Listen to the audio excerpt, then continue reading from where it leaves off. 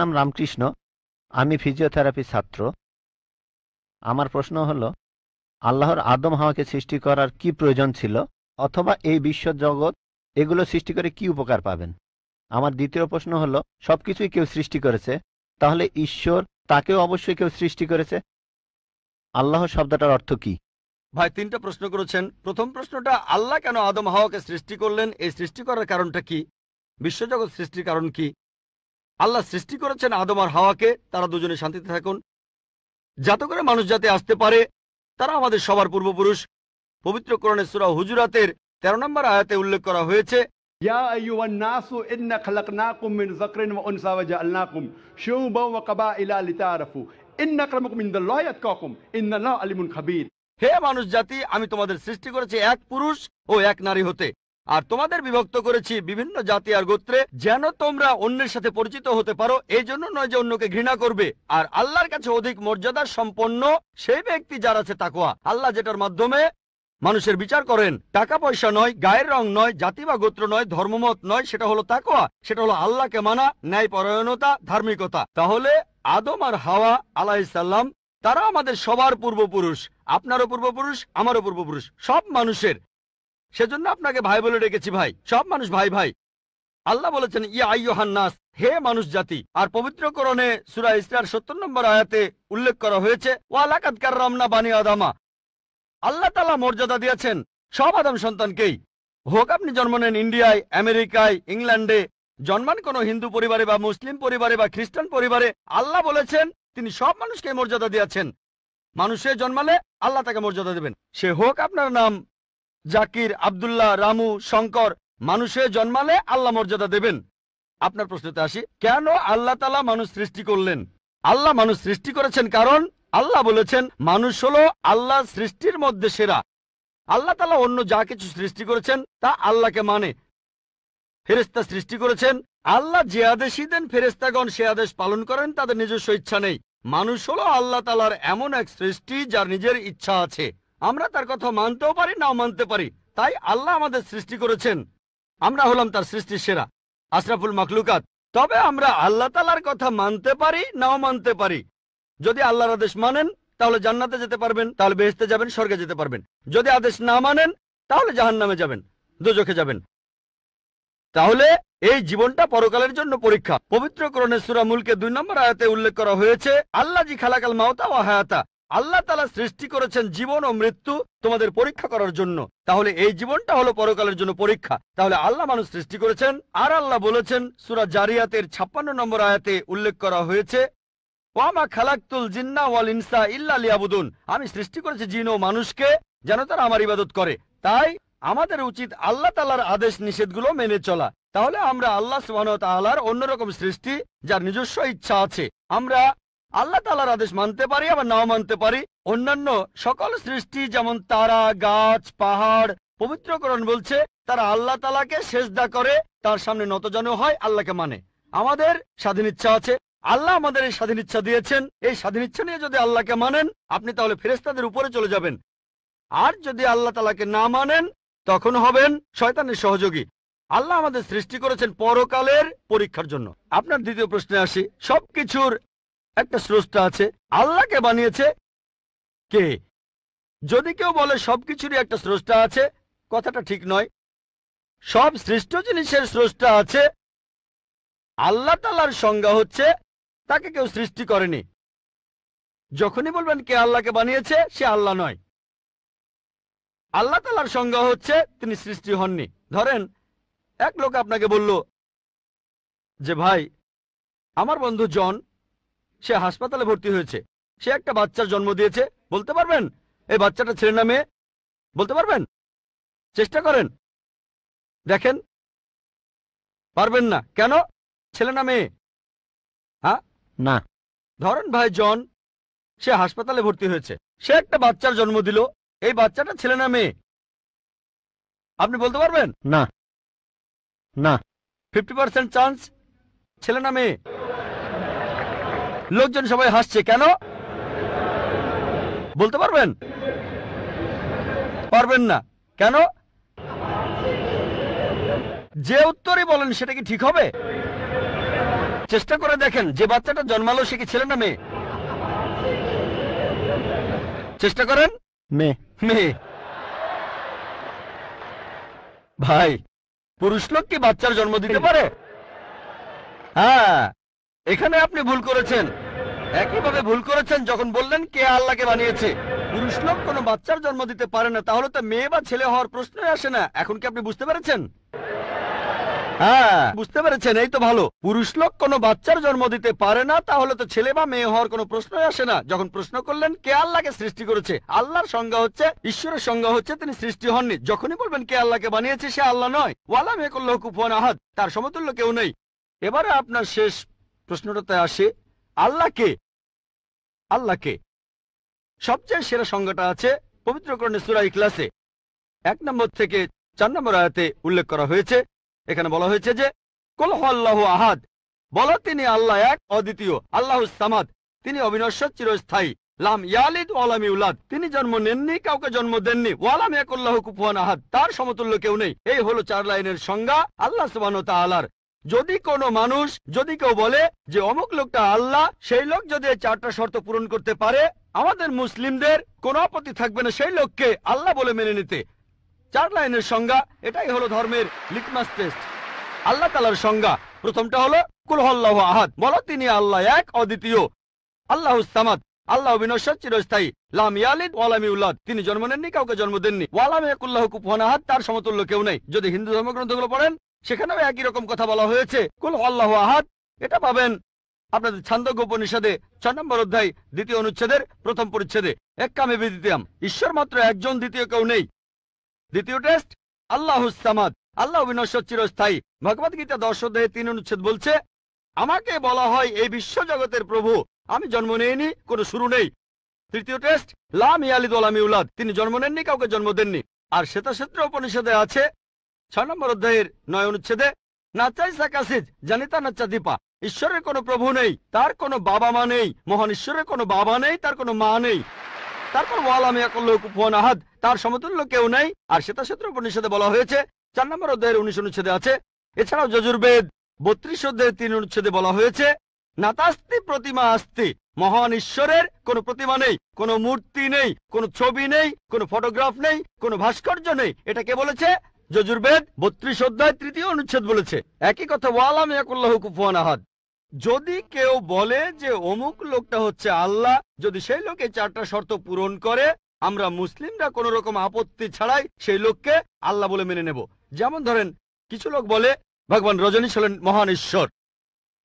একবার প্রশ্নোত্তর পর্বে এক হিন্দু আমাকে বলেছিলেন, আমরা ভগবান রজনীশকে ঈশ্বর বলে মানি না। আমি কখনোই বলিনি হিন্দুরা ভগবান রজনীশকে ঈশ্বর বলে মানে। আমি বলেছি কিছু লোক তাকে ঈশ্বর বলে মানে। আসুন দেখি রজনীশকে আমরা টেস্ট করি। প্রথম টেস্ট হলো কুল হুয়াল্লাহু আহাদ, বলো তিনি আল্লাহ এক, অদ্বিতীয়। রজনীশ কি এক, অদ্বিতীয়? সেই কি একমাত্র লোক যে নিজেকে ঈশ্বর দাবি করেছে? এরকম অনেক মানুষই ছিল, আর এই দেশে হাজার হাজার লোক নিজেকে ঈশ্বর দাবি করেছে। রজনীশ একমাত্র নয়। তবে রজনীশ ভক্তরা বলে না না, উনি একটু আলাদা। এবারে পরের টেস্টে দেখি। আল্লাহুস সামাদ, আল্লাহ অবিনশ্বর, চিরস্থায়ী। রজনীশ কি অবিনশ্বর, চিরস্থায়ী? আমরা তার জীবনী থেকে জানি, তার আত্মজীবনী থেকে। রজনীশ ভুগছিলেন অ্যাজমা, ডায়াবেটিস আর পিঠের ব্যথায়। চিন্তা করেন, মহান ঈশ্বরের হয়েছে অ্যাজমা, ডায়াবেটিস, পিঠের ব্যথা। তৃতীয় টেস্ট লাম ইয়ালিদ ওয়া লাম ইউলাদ, তিনি জন্ম নেননি, কাউকে জন্ম দেননি। ভগবান রজনীশ জন্মেছিলেন মধ্যপ্রদেশে, তার বাবা মাও ছিলেন। 1981 সালে তিনি আমেরিকায় গেলেন, ইউএসএ। তখন হাজারো আমেরিকান তার ভক্ত হয়ে গেল। তারপর আমেরিকার অরেগন প্রদেশে তিনি বানালেন একটা সেন্টার, আর তার নাম দিলেন রজনীশপুরম, তার গ্রাম। পরবর্তীতে আমেরিকান সরকার তাকে অ্যারেস্ট করে কারাবন্দী করে রাখলো। রজনীশ বলতো যে আমেরিকান সরকার তাকে স্লো পয়জনিং করেছে। চিন্তা করেন, মহান ঈশ্বরকে স্লো পয়জনিং করা হয়েছে। 1985 সালে আমেরিকান সরকার তাকে বের করে দিলে সে ইন্ডিয়ায় চলে আসে। তারপর এখানে পুনায় সে আরেকটা সেন্টার খুললো, আর তার নাম দেওয়া হলো ওশো কমিউন। যদি রজনীশের সমাধির কাছে কখনো যান, তার সমাধির উপরে লেখা আছে ভগবান রজনীশ ওশো। কখনো জন্মাননি, কখনো মরেননি, তবে পৃথিবীতে ভ্রমণ করেছেন 1931 সালের 11 ডিসেম্বর থেকে 1990 সালের 31শে জানুয়ারি পর্যন্ত। কখনো জন্মাননি, কখনো মরেননি, তবে পৃথিবীতে ভ্রমণ করেছেন 1931 সালের 11 ডিসেম্বর থেকে 1990 সালের 31শে জানুয়ারি পর্যন্ত। তার সমাধিতে এটা লিখতে ভুলে গেছে যে পৃথিবীর 21টা দেশ তাকে ভিসা দেয়নি। মহান ঈশ্বর আসলেন এই পৃথিবীতে, পৃথিবী ঘোরার জন্য, বিভিন্ন দেশে যাওয়ার জন্য তার নাকি ভিসাও লাগে। তখন গ্রিসের আর্কবিশপ বলেছিলেন, যদি রজনীশকে এই দেশ থেকে তাড়িয়ে না দেওয়া হয়, আগে তার ঘর পোড়াবো, তারপর ভক্তদের ঘর পোড়াবো। শেষ টেস্ট ওয়ালাম ইয়াকুল্লাহু কুফুয়ান আহাদ। পরীক্ষাটা এতই কঠিন যে একমাত্র আল্লাহ ছাড়া কেউই পাশ করবে না। যখনই আল্লাহর সাথে কারো তুলনা করবেন, সে আল্লাহ নয়। ওয়ালাম ইয়াকুল্লাহু কুফুয়ান আহাদ। এখন ভগবান রজনীশ অন্য অনেক মানুষের মতো মুখে দাড়ি ছিল, একটা নাক, দুটো চোখ, দুটো কান, দুটো হাত। যখন আল্লাহর সাথে পৃথিবীর কোনো কিছুর তুলনা করবেন, সে আল্লাহ নয়। ওয়ালাম ইয়াকুল্লাহু কুফুয়ান আহাদ। যদি কেউ বলে যে আল্লাহ তাআলা 1000 গুণ বেশি শক্তিশালী, আপনারা কি শোয়ার্জনেগারের নাম শুনেছেন? এই লোকের নাম কখনো শুনেছেন? কখনো শুনেছেন তার নাম? এই লোক একটা সময় ছিল মিস্টার ওয়ার্ল্ড, মিস্টার ইউনিভার্স, পৃথিবীর সবচেয়ে শক্তিশালী লোক, বিশ্বজগতের সবচেয়ে শক্তিশালী লোক। যখনই আল্লাহকে তুলনা করবেন কোনো কিছুর সাথে, হোক সেটা আর্নল্ড শোয়ার্জনেগার, হোক সেটা দারা সিং, হোক সেটা কিংকং, হোক সেটা 1000 গুণ বা লক্ষ গুণ, যখনই আল্লাহর সাথে এই পৃথিবীর কোনো কিছুর তুলনা করবেন, সে আল্লাহ নয়। ওয়ালাম ইয়াকুল্লাহু কুফুয়ান আহাদ। তার সমতুল্য কেউ নাই। তাহলে এই হলো 4 লাইনের সংজ্ঞা আল্লাহ সুবহানাহু ওয়া তাআলার পবিত্র কোরআনে আছে। আপনি যে ঈশ্বরের পূজা করছেন, ভাই, সেই ঈশ্বরকে সূরা ইখলাস দিয়ে টেস্ট করুন। যদি তিনি পাশ করেন, তাহলে সত্যিকারের ঈশ্বর, তা না হলে নকল ঈশ্বর। প্রশ্ন বাম দিকের মাইক থেকে। ডক্টর জাকির নায়েক, আমার নাম জেরি থমাস। আমি ওসমানিয়া ইউনিভার্সিটিতে সাংবাদিকতার উপর রিসার্চ করছি। আমরা কয়েকজন বন্ধু মিলে একটা ওয়েবসাইট খুলেছি, সাক্ষীটাইম.com। আপনার কাছে আমার প্রশ্ন, 1 নাম্বার, আমি সবসময় জানতাম যে হাদিস ছাড়া কোরআন অসম্পূর্ণ। এখন আপনি অন্য ধর্মগ্রন্থের কথাও বললেন, আপনি বাইবেলের কথাও বললেন, কিন্তু বাইবেল বলছে যে যীশুখ্রিস্টকে বিশ্বাস করে না, সে খ্রিস্ট বিরোধীদের দলে সামিল হয়। এটা একটা ভবিষ্যৎবাণী। আমি এমনও শুনেছি যে হাদিস বলছে যে মুহাম্মদ জাদুবিদ্যার সাহায্য নিয়েছিল। এখানে আপনার বক্তব্যটা কি? ভাই, আপনি প্রশ্ন করলেন আর আপনি বেশ কিছু মন্তব্য করলেন। আপনি বললেন যে আপনি জানেন যে হাদিস ছাড়া পবিত্র কোরআন অসম্পূর্ণ। এখানে আপনি অন্য ধর্মগ্রন্থের কথাও শুনলেন। তার মানে উনার মতে বাইবেলের উদ্ধৃতি দিলে সে কথা মানতে হবে। আর বাইবেল বলছে যিশু বা ঈসা আলাইহিস সালামকে যে বিশ্বাস করবে না, সে দোজখে যাবে, ইত্যাদি ইত্যাদি। এখানে আমার মন্তব্য কি? 1 নম্বর পয়েন্ট, হাদিস ছাড়া পবিত্র কোরআন অসম্পূর্ণ নয়। কোরআন একটা স্বয়ং সম্পূর্ণ বই। তবে কোরআনের কথাগুলো বুঝতে গেলে আপনাকে এগুলোর ব্যাখ্যা পড়ে দেখতে হবে। আর হাদিস হলো পবিত্র কোরআনের ব্যাখ্যা, যে কথাগুলো বলে গিয়েছেন নবীজি সাল্লাল্লাহু আলাইহি সাল্লাম। পবিত্র কোরআন একটা সম্পূর্ণ বই, আলহামদুলিল্লাহ, স্বয়ং সম্পূর্ণ। তবে আপনি যদি সেগুলো আরো বিস্তারিতভাবে জানতে চান, তখন আপনি পড়বেন যে কথাগুলো বলে গিয়েছেন নবীজি মুহাম্মদ সাল্লাল্লাহু আলাইহি সাল্লাম। আমরা বলি সহিহ হাদিস।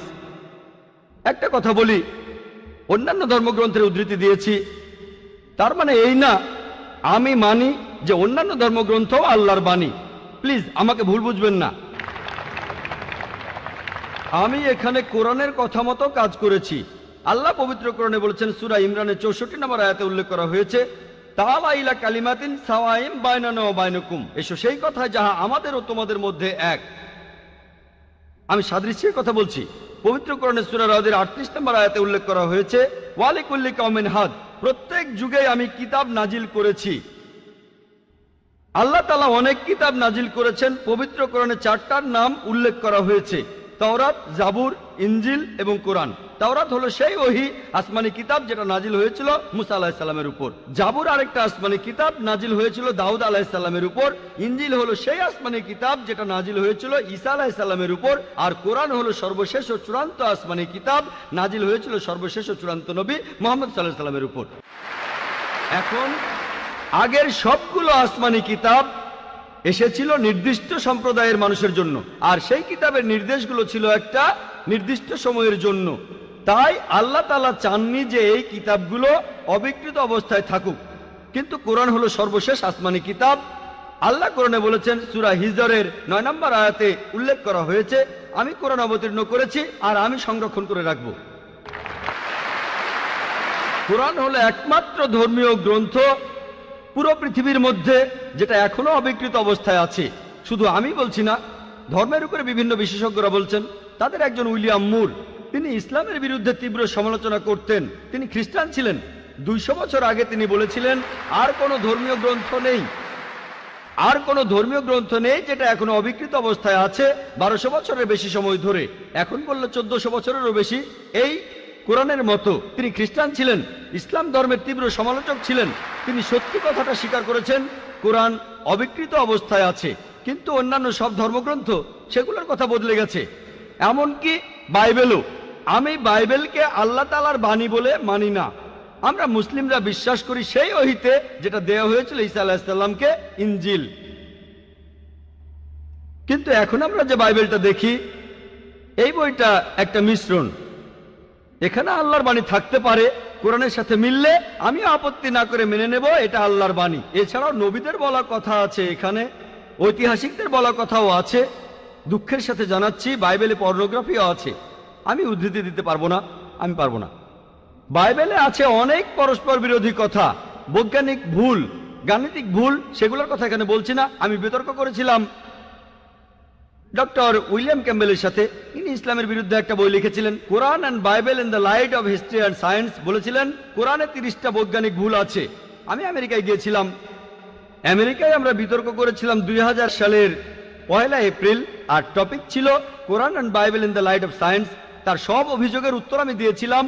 তারপর আমি যখন বাইবেলের 38টা ভুলের কথা বললাম, তিনি সেগুলোর উত্তর দিতে পারেননি। পবিত্র কোরআনের সূরা বাকারার 79 নম্বর আয়াতে উল্লেখ করা হয়েছে, فويل للذين يكتبون الكتاب بأيديهم ثم يقولون هذا من عند الله ليشتروا به ثمنا قليلا فويل لهم مما كتبت أيديهم ويل لهم مما يكسبون। দুর্ভোগ তাদের যারা নিজ হাতে কিতাব রচনা করে আর বলে এটা আল্লাহর ওহী। সমূল্য পাওয়ার জন্য তারা এই কথা বলে, যা লিখেছে সেজন্য শাস্তি তাদের, যা উপার্জন করেছে সেজন্য শাস্তি তাদের। তাই বর্তমানের বাইবেল, হয়তো জানেন এই বাইবেল শব্দটা এটা বাইবেলের মধ্যে কোথাও নেই। এটা এসেছে গ্রিক শব্দ বিবলস থেকে, অর্থাৎ অনেক বই মিলে একটা বই। আর বিশেষজ্ঞরা এখন বলেন এই বাইবেল লিখেছে অনেকজন লেখক, আমি বলছি না, খ্রিস্টান বিশেষজ্ঞরা। তাই বর্তমানের বাইবেলকে আমি আল্লাহর বাণী বলে মনে করি না। একইভাবে যদি জিজ্ঞেস করেন আমি বেদকে আল্লাহর বাণী বলে মনে করি কিনা, বৌদ্ধ ধর্মগ্রন্থগুলোকে আল্লাহর বাণী বলে মনে করি কিনা, পার্সি ধর্মগ্রন্থগুলোকে আল্লাহর বাণী বলে মানি কিনা, আমি এখন বলবো হতে পারে আল্লাহর বাণী, নাও হতে পারে আল্লাহর বাণী।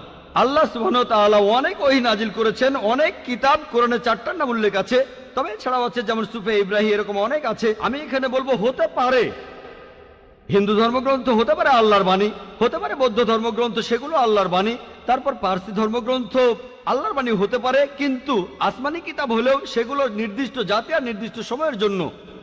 এখন আপনি মানবেন সর্বশেষ ও চূড়ান্ত কিতাব, সেটা হলো পবিত্র কোরআন। তাহলে প্রত্যেক মানুষই, হোক তার দেশ ইন্ডিয়ায়, আমেরিকাতে, কানাডায়, ইংল্যান্ডে, সিঙ্গাপুরে, সৌদি আরবে, প্রত্যেক মানুষই সর্বশেষ ও চূড়ান্ত ওহী মানবে, অর্থাৎ পবিত্র কোরআন আর সর্বশেষ নবী মুহাম্মদ সাল্লাল্লাহু আলাইহি সাল্লামকে মেনে চলবে। আমি বলছি না যে হিন্দু ধর্মগ্রন্থগুলো আল্লাহর বাণী, আর আল্লাহর বাণী হলেও সেটা নির্দিষ্ট সময়ে নির্দিষ্ট জাতির জন্য ছিল। হিন্দু বিশেষজ্ঞরাও বলেন তাদের ধর্মগ্রন্থ পরিবর্তন হয়েছে, বৌদ্ধ বিশেষজ্ঞরাও বলেন তাদের ধর্মগ্রন্থ পরিবর্তন করা হয়েছে। প্রত্যেক ধর্মের বিশেষজ্ঞরাই, শুধু ইসলাম বাদে সবাই বলে যে তাদের ধর্মগ্রন্থে পরবর্তীতে কথা বদলানো হয়েছে, পরিবর্তন করা হয়েছে। তবে আমি যদি এখানে তর্কের খাতিরে মেনেও নেই এটা আল্লাহ তাআলার বাণী, যদি এমনটা হয় আর সেই ধর্মের অনুসারীরা তারা মানে এটা আল্লাহ তাআলার বাণী, তাহলে সেই ধর্মগ্রন্থ তাদের অক্ষরে অক্ষরে মানা উচিত। বৌদ্ধরা যদি মানে তাদের ধর্মগ্রন্থ আল্লাহ তাআলার বাণী, হিন্দুরা যদি মানে তাদের ধর্মগ্রন্থ আল্লাহ তাআলার বাণী, খ্রিস্টানরা যদি মানে তাদের ধর্মগ্রন্থ আল্লাহ তাআলার বাণী, তাহলে আপনাদের ধর্মগ্রন্থেই বলা হয়েছে আপনাদের মেনে চলতে হবে সর্বশেষ নবীর কথা, মুহাম্মদ সাল্লাল্লাহু আলাইহি সাল্লামের কথা। আপনি তো মনে করেন এটা আল্লাহ তাআলার বাণী, আমি মনে করি হতেও পারে আবার নাও হতে পারে। আপনি মনে করেন সেটাই আল্লাহ তাআলার বাণী, তাহলে আপনি সেটার কথা মেনে চলেন। সর্বশেষ আর চূড়ান্ত নবীকেও আপনি বিশ্বাস করেন। আমি আগেও বলেছি, পবিত্র বাইবেলের গসপেল অফ জন 16 নম্বর অধ্যায়ের 12 থেকে 14 অনুচ্ছেদে আছে, ঈসা আলাইহিস সালাম বলছেন, আমি তোমাদের অনেক কথা বলতে চাই, কিন্তু তোমরা সেটা এখন বুঝতে পারবে না, কারণ যখন সত্যের আত্মা তোমাদের সামনে আসবে সে তোমাদের সত্যের পথে নিয়ে যাবে। সে তার নিজের কথা বলবে না, যা শুনবে সে কথাগুলোই বলবে। সে তোমাদের ভবিষ্যতের কথা বলবে, আমাকে মহিমান্বিত করবে। এ মানুষটা কে? মুহাম্মদ সাল্লাল্লাহু আলাইহি সাল্লাম। মুহাম্মদ সাল্লাল্লাহু আলাইহি সাল্লাম বাদে আর কোন নবী ঈসা আলাইহিস সালামকে কি মহিমান্বিত করেছেন? ঠিকই বলেছেন আপনি, যে ঈসা আলাইহিস সালামকে অস্বীকার করবে সে নরকে যাবে। আপনি বললেন এই কথা, আমি আপনার সঙ্গে একমত। সেই মুসলিম আসলে মুসলিম না যে ঈসা আলাইহিস সালামকে বিশ্বাস করে না। আমরা এখানে বলি আলাইহিস সালাম, আপনি শুধু বললেন যিশু। আমি পারি না, আমাকে বলতে হবে আলাইহিস সালাম যদি ইসলামের প্রতিনিধিত্ব করি। যদি আমি এই আলাইহিস সালাম শব্দটা না বলি, আমাকে বের করে দেওয়া হবে। অনভিজ্ঞ লোক এটা করতে পারে, আমাকে বলতেই হবে আলাইহিস সালাম। তাহলে সেই মুসলিম আসলে মুসলিম না যে ঈসা আলাইহিস সালামকে বিশ্বাস করে না। আমরা মানি যে ঈসা আলাইহিস সালাম হচ্ছেন আল্লাহ সুবহানাহু ওয়া তাআলার প্রেরিত রাসূল। বিশ্বাস করি তিনি অলৌকিকভাবে জন্মেছিলেন কোনো পুরুষের হস্তক্ষেপ ছাড়াই, যেটা অনেক আধুনিক খ্রিস্টানি বিশ্বাস করে না। আমরা মানি যে তিনি আল্লাহর আদেশে মৃত মানুষকে জীবিত করেছিলেন। আমরা মানি যে তিনি আল্লাহর আদেশে জন্মান্ধ কুষ্ঠরোগীদের সুস্থ করেছিলেন। মুসলিম আর খ্রিস্টানরা এখানে এক।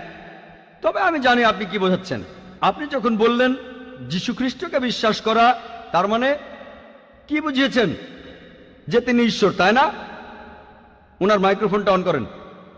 যিশুকে বিশ্বাস করা বলতে কি বোঝাচ্ছেন? নবী হিসেবে বিশ্বাস করা? যিশুর এই কথাটা বিশ্বাস করি, আমি সত্য আর জীবনের একমাত্র পথ। এ কথার মানে কি? এর মানে যীশু খ্রিস্ট হলেন ঈশ্বর। ভাই এবারে বাইবেলের উদ্ধৃতি দিলেন। জনে আছে এই কথাটা। আমি আপনাকে রেফারেন্সটা বলছি, রেফারেন্সটা আমি বলছি, সমস্যা নেই। রেফারেন্সটা কি? জনের 14 নম্বর অধ্যায়। আপনিই বললেন। অনুচ্ছেদ? আমাকে বাইবেল দেখে বলতে হবে। জনের 14 অধ্যায়ের 16 অনুচ্ছেদ। ঠিক 16 আছে? নম্বর না, 6 নম্বর অনুচ্ছেদ, 16 নম্বর না। সরি মিস্টার নায়েক, আমাকে বাইবেল শেখানো লাগবে না। আমরা আপনার ভুল ব্যাখ্যাগুলো শুনে আমাদের ওয়েবসাইটে সেটার উত্তর দেব। ভালো কথা। ভাই আপনি উদ্ধৃতি দিচ্ছেন, আপনার ব্যাগে তো বাইবেল আছে, তাই না? ব্যাগ থেকে বাইবেলটা বের করে দেখেন। এটা গসপেল অফ জনের 14 নম্বর অধ্যায় 6 নম্বর অনুচ্ছেদ, 16 নম্বর না।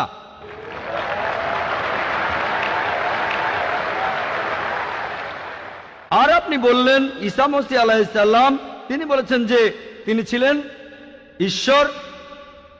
আপনার প্রশ্নতে পরে আসছি। প্রশ্নের উত্তরটা দেওয়ার আগে আমি একটা কথা বলে নিই। আমি বাইবেল পড়েছি, গোটা বাইবেলের মধ্যে পরিষ্কারভাবে বলা এমন একটা কথাও নেই যেখানে যিশু বা ঈসা আলাইহিস সালাম নিজে বলেছেন আমি ঈশ্বর আর আমার উপাসনা করো। যদি কোনো খ্রিস্টান আমাকে দেখাতে পারেন গোটা বাইবেলের মধ্যে পরিষ্কারভাবে বলা মাত্র একটি কথা যে ঈসা আলাইহিস সালাম নিজেই বলেছেন যে আমি ঈশ্বর আর আমার উপাসনা করো, তাহলে আমি ডক্টর জাকির নায়েক আজকেই খ্রিস্টান ধর্ম গ্রহণ করব। আমি অন্য মুসলিম ভাইদের পক্ষ থেকে এই কথা বলছি না। আমি আমার মাথাটা তরবারির তলে রাখছি। আমি বিভিন্ন ধর্মের উপর একজন ছাত্র। আপনি বাইবেল পড়েছেন আর আমিও পড়েছি বাইবেল। আপনি বললেন যে আপনাকে বাইবেল শেখানো লাগবে না। ঈসা আলাইহিস সালাম এই কথা নিজে বলেছেন, সত্যকে খোঁজো, সত্যই তোমাকে মুক্ত করবে। ইনশাআল্লাহ আজকে আপনি সত্য দেখবেন আর ইনশাআল্লাহ সত্য আপনাকে মুক্ত করবে। আমি কথাটা আবার বলছি, গোটা বাইবেলে পরিষ্কারভাবে বলা এমন একটা কথাও নেই যেখানে যিশু বা ঈসা আলাইহিস সালাম নিজেই বলেছেন আমি ঈশ্বর আর আমার উপাসনা করো। আপনারা যদি বাইবেল পড়েন, ঈসা আলাইহিস সালাম তার নিজের মুখেই বলেছেন। এটা আছে গসপেল অফ জন 14 নম্বর অধ্যায়ের 28 অনুচ্ছেদে। বলেছেন আমার পিতা আমার চাইতে মহান। গসপেল অফ জন 10 নম্বর অধ্যায়ের 29 অনুচ্ছেদ, আমার পিতা সবার চাইতে মহান। গসপেল অফ ম্যাথিউ 12 নম্বর অধ্যায়ের 28 অনুচ্ছেদ, আমি ঈশ্বরের আত্মার সাহায্যে শয়তানকে তাড়িয়ে দেই। গসপেল অফ লুক 11 নম্বর অধ্যায়ের 20 অনুচ্ছেদ, আমি ঈশ্বরের আঙ্গুলের সাহায্যে শয়তানকে তাড়িয়ে দেই। গসপেল অফ জন 5 নম্বর অধ্যায়ের 30 অনুচ্ছেদ, আমি আমার নিজের থেকে কিছুই করতে পারি না, আমি এখানে বিচার করি আর আমার বিচার সঠিক, কারণ আমি আমার ইচ্ছায় কাজ করি না, আমার পিতার ইচ্ছায় কাজ করি। যদি কেউ বলে সে আল্লাহর ইচ্ছা মতো কাজ করে, সে একজন মুসলিম। ঈসা আলাইহিস সালাম একজন মুসলিম, তিনি নিজেকে ঈশ্বর বলেননি। বুক অব অ্যাক্টসে পরিষ্কার বলা আছে 2 নম্বর অধ্যায়ের 22 অনুচ্ছেদ, বলা হয়েছে হে ইসরায়েলের সন্তানেরা একথা শোনো, নাজারেত শহরের যিশু ঈশ্বর প্রেরিত একজন পুরুষ তোমাদের মাঝে। সে অনেক অলৌকিক কাজ করবে, সেগুলো তাকে ঈশ্বর করাবেন, তোমরা তার সাক্ষী থাকবে। ঈশ্বর প্রেরিত একজন পুরুষ তোমাদের মাঝে, সে অনেক অলৌকিক কাজ করে দেখাবে, ঈশ্বর তাকে দিয়ে করাবেন আর তোমরা তার সাক্ষী থাকবে। তাই বাইবেল স্পষ্ট করে বলছে যে ঈসা আলাইহিস সালাম ছিলেন একজন মানুষ, তিনি আল্লাহ তাআলার প্রেরিত একজন রাসূল, কিন্তু আল্লাহ নন। গোটা বাইবেলের মধ্যে পরিষ্কারভাবে এমন একটা কথাও নেই যেখানে ঈসা আলাইহিস সালাম নিজেই বলেছেন যে আমি ঈশ্বর, আমার উপাসনা করো। আপনি একটা উদ্ধৃতি দিয়ে সেটা প্রমাণ করতে চাইলেন যে গসপেল অফ জন 14 নম্বর অধ্যায়ের 6 অনুচ্ছেদে বলা হয়েছে যিশু বা ঈসা আলাইহিস সালাম নিজেই বলেছেন আমি সত্য আর জীবনের একমাত্র পথ, আমাকে ছাড়া আমার পিতার কাছে কেউ যেতে পারবে না। এখানে প্রসঙ্গ ছাড়া উদ্ধৃতি দিচ্ছেন। লোকজন পবিত্র কোরআনের আয়াত নিয়ে প্রসঙ্গ ছাড়া উদ্ধৃতি দেয় দুর্নাম করতে। একইভাবে খ্রিস্টান মিশনারিরা বাইবেলের প্রসঙ্গ ছাড়া উদ্ধৃতি দেয়। আপনাকে একটা সত্য কথা বলি, আপনার বাইবেলটা খোলেন, যদি সন্দেহ থাকে বাইবেলটা খোলেন, প্রসঙ্গ জানতে 1 নম্বর অনুচ্ছেদটা পড়েন। গসপেল অফ জন 14 নম্বর অধ্যায়ের 1 অনুচ্ছেদ বলছে যে তোমরা ভয় পাচ্ছ কেন? যিশু ঈসা আলাইহিস সালাম বলছেন, যদি তোমরা ঈশ্বরকে বিশ্বাস করো তাহলে আমাকে বিশ্বাস করো। আমার পিতার রাজ্যে অনেক প্রাসাদ আছে, আমি সেখানে গিয়ে তোমাদের জন্য জায়গা তৈরি করব। আমি যখন যাব আমি তখন বলবো। শিষ্যরা বলল, আপনি কোথায় যাবেন? তোমরা জানো না আমি কোথায় যাব? তারা বলল না। তখন শিষ্যরা বলল যে আমাদের পথ দেখান, আপনি যেখানে যাবেন। তখন যিশু ঈসা আলাইহিস সালাম বললেন, আমি সত্য আর জীবনের একমাত্র পথ। শিষ্যরা তখন বলল ঈসা আলাইহিস সালামকে যে আমাদের সেই পথ দেখান। ঈসা আলাইহিস সালাম তখন বললেন, আমি সত্য আর জীবনের একমাত্র পথ, আমাকে ছাড়া আমার পিতার কাছে কেউ যেতে পারবে না। আমরা মানি যে নবীগণ যখন এসেছিলেন প্রত্যেক নবী ছিলেন সত্য আর জীবনের দেখানো পথ। সেই নবীদের ছাড়া কোনো মানুষই আল্লাহর কাছে যেতে পারতো না। আর যীশু খ্রিস্টের সময়ে আমি বাইবেলের কথা মানছি, যিশু ঈসা আলাইহিস সালাম তিনিই ছিলেন সত্য আর জীবনের একমাত্র পথ। যীশু খ্রিস্টের শিক্ষা ছাড়া কোনো মানুষই তখন আল্লাহর কাছে যেতে পারতো না। মুসা নবীর সময়ে তিনি ছিলেন সত্য আর জীবনের পথ। মুসা আলাইহিস সালামের শিক্ষা ছাড়া কোনো মানুষই আল্লাহর কাছে যেতে পারতো না। এখন দেখেন, ঈসা আলাইহিস সালাম নিজেই বলেছেন, আমি তোমাদের অনেক কথা বলতে চাই। শিষ্যদের বলছেন, এটা আছে গসপেল অফ জন 16 নম্বর অধ্যায়ের 12 থেকে 14 অনুচ্ছেদে, আমি তোমাদের অনেক কথা বলতে চাই, কিন্তু তোমরা সেগুলো এখন বুঝবে না, কারণ যখন সেই সত্যের আত্মা আসবে সে তোমাদের সত্যের পথে নিয়ে যাবে। সে তার নিজের কথা বলবে না, যা শুনবে সে কথাই বলবে। সে তোমাদের ভবিষ্যতের কথা বলবে, আমাকে মহিমান্বিত করবে। আর এখন দেখবেন, ভালো করেই দেখবেন যে নবীজি মুহাম্মদ সাল্লাল্লাহু আলাইহি সাল্লাম তিনি সত্য আর জীবনের একমাত্র পথ। মুহাম্মদ সাল্লাল্লাহু আলাইহি সাল্লাম যা শিখিয়েছেন সেগুলো ছাড়া কেউ আল্লাহর কাছে যেতে পারবে না। আর মুহাম্মদ সাল্লাল্লাহু আলাইহি সাল্লাম ছিলেন সর্বশেষ আর চূড়ান্ত নবী। এখনকার দিনে দেখবেন, হোক সেই লোক বাস করছে আমেরিকায়, কানাডায়, ইংল্যান্ডে, ইন্ডিয়ায়, সৌদি আরবে, পৃথিবীর যেখানেই থাকুক, এখনকার দিনে সবার জন্য মুহাম্মদ সাল্লাল্লাহু আলাইহি সাল্লাম তিনি হলেন পথ, সত্য আর জীবনের। মুহাম্মদ সাল্লাল্লাহু আলাইহি সাল্লাম যা শিখিয়েছেন সেগুলো ছাড়া কেউ আল্লাহর কাছে যেতে পারবে না। আর প্রায় সব ধর্মগ্রন্থ এরকম কথা বলছে, এমনকি বাইবেলও। আশা করি আপনি সত্যটা জানতে পেরেছেন, আর ইনশাআল্লাহ আপনি সত্যের কাছে এসেছেন। সত্য আপনাকে মুক্ত করবে।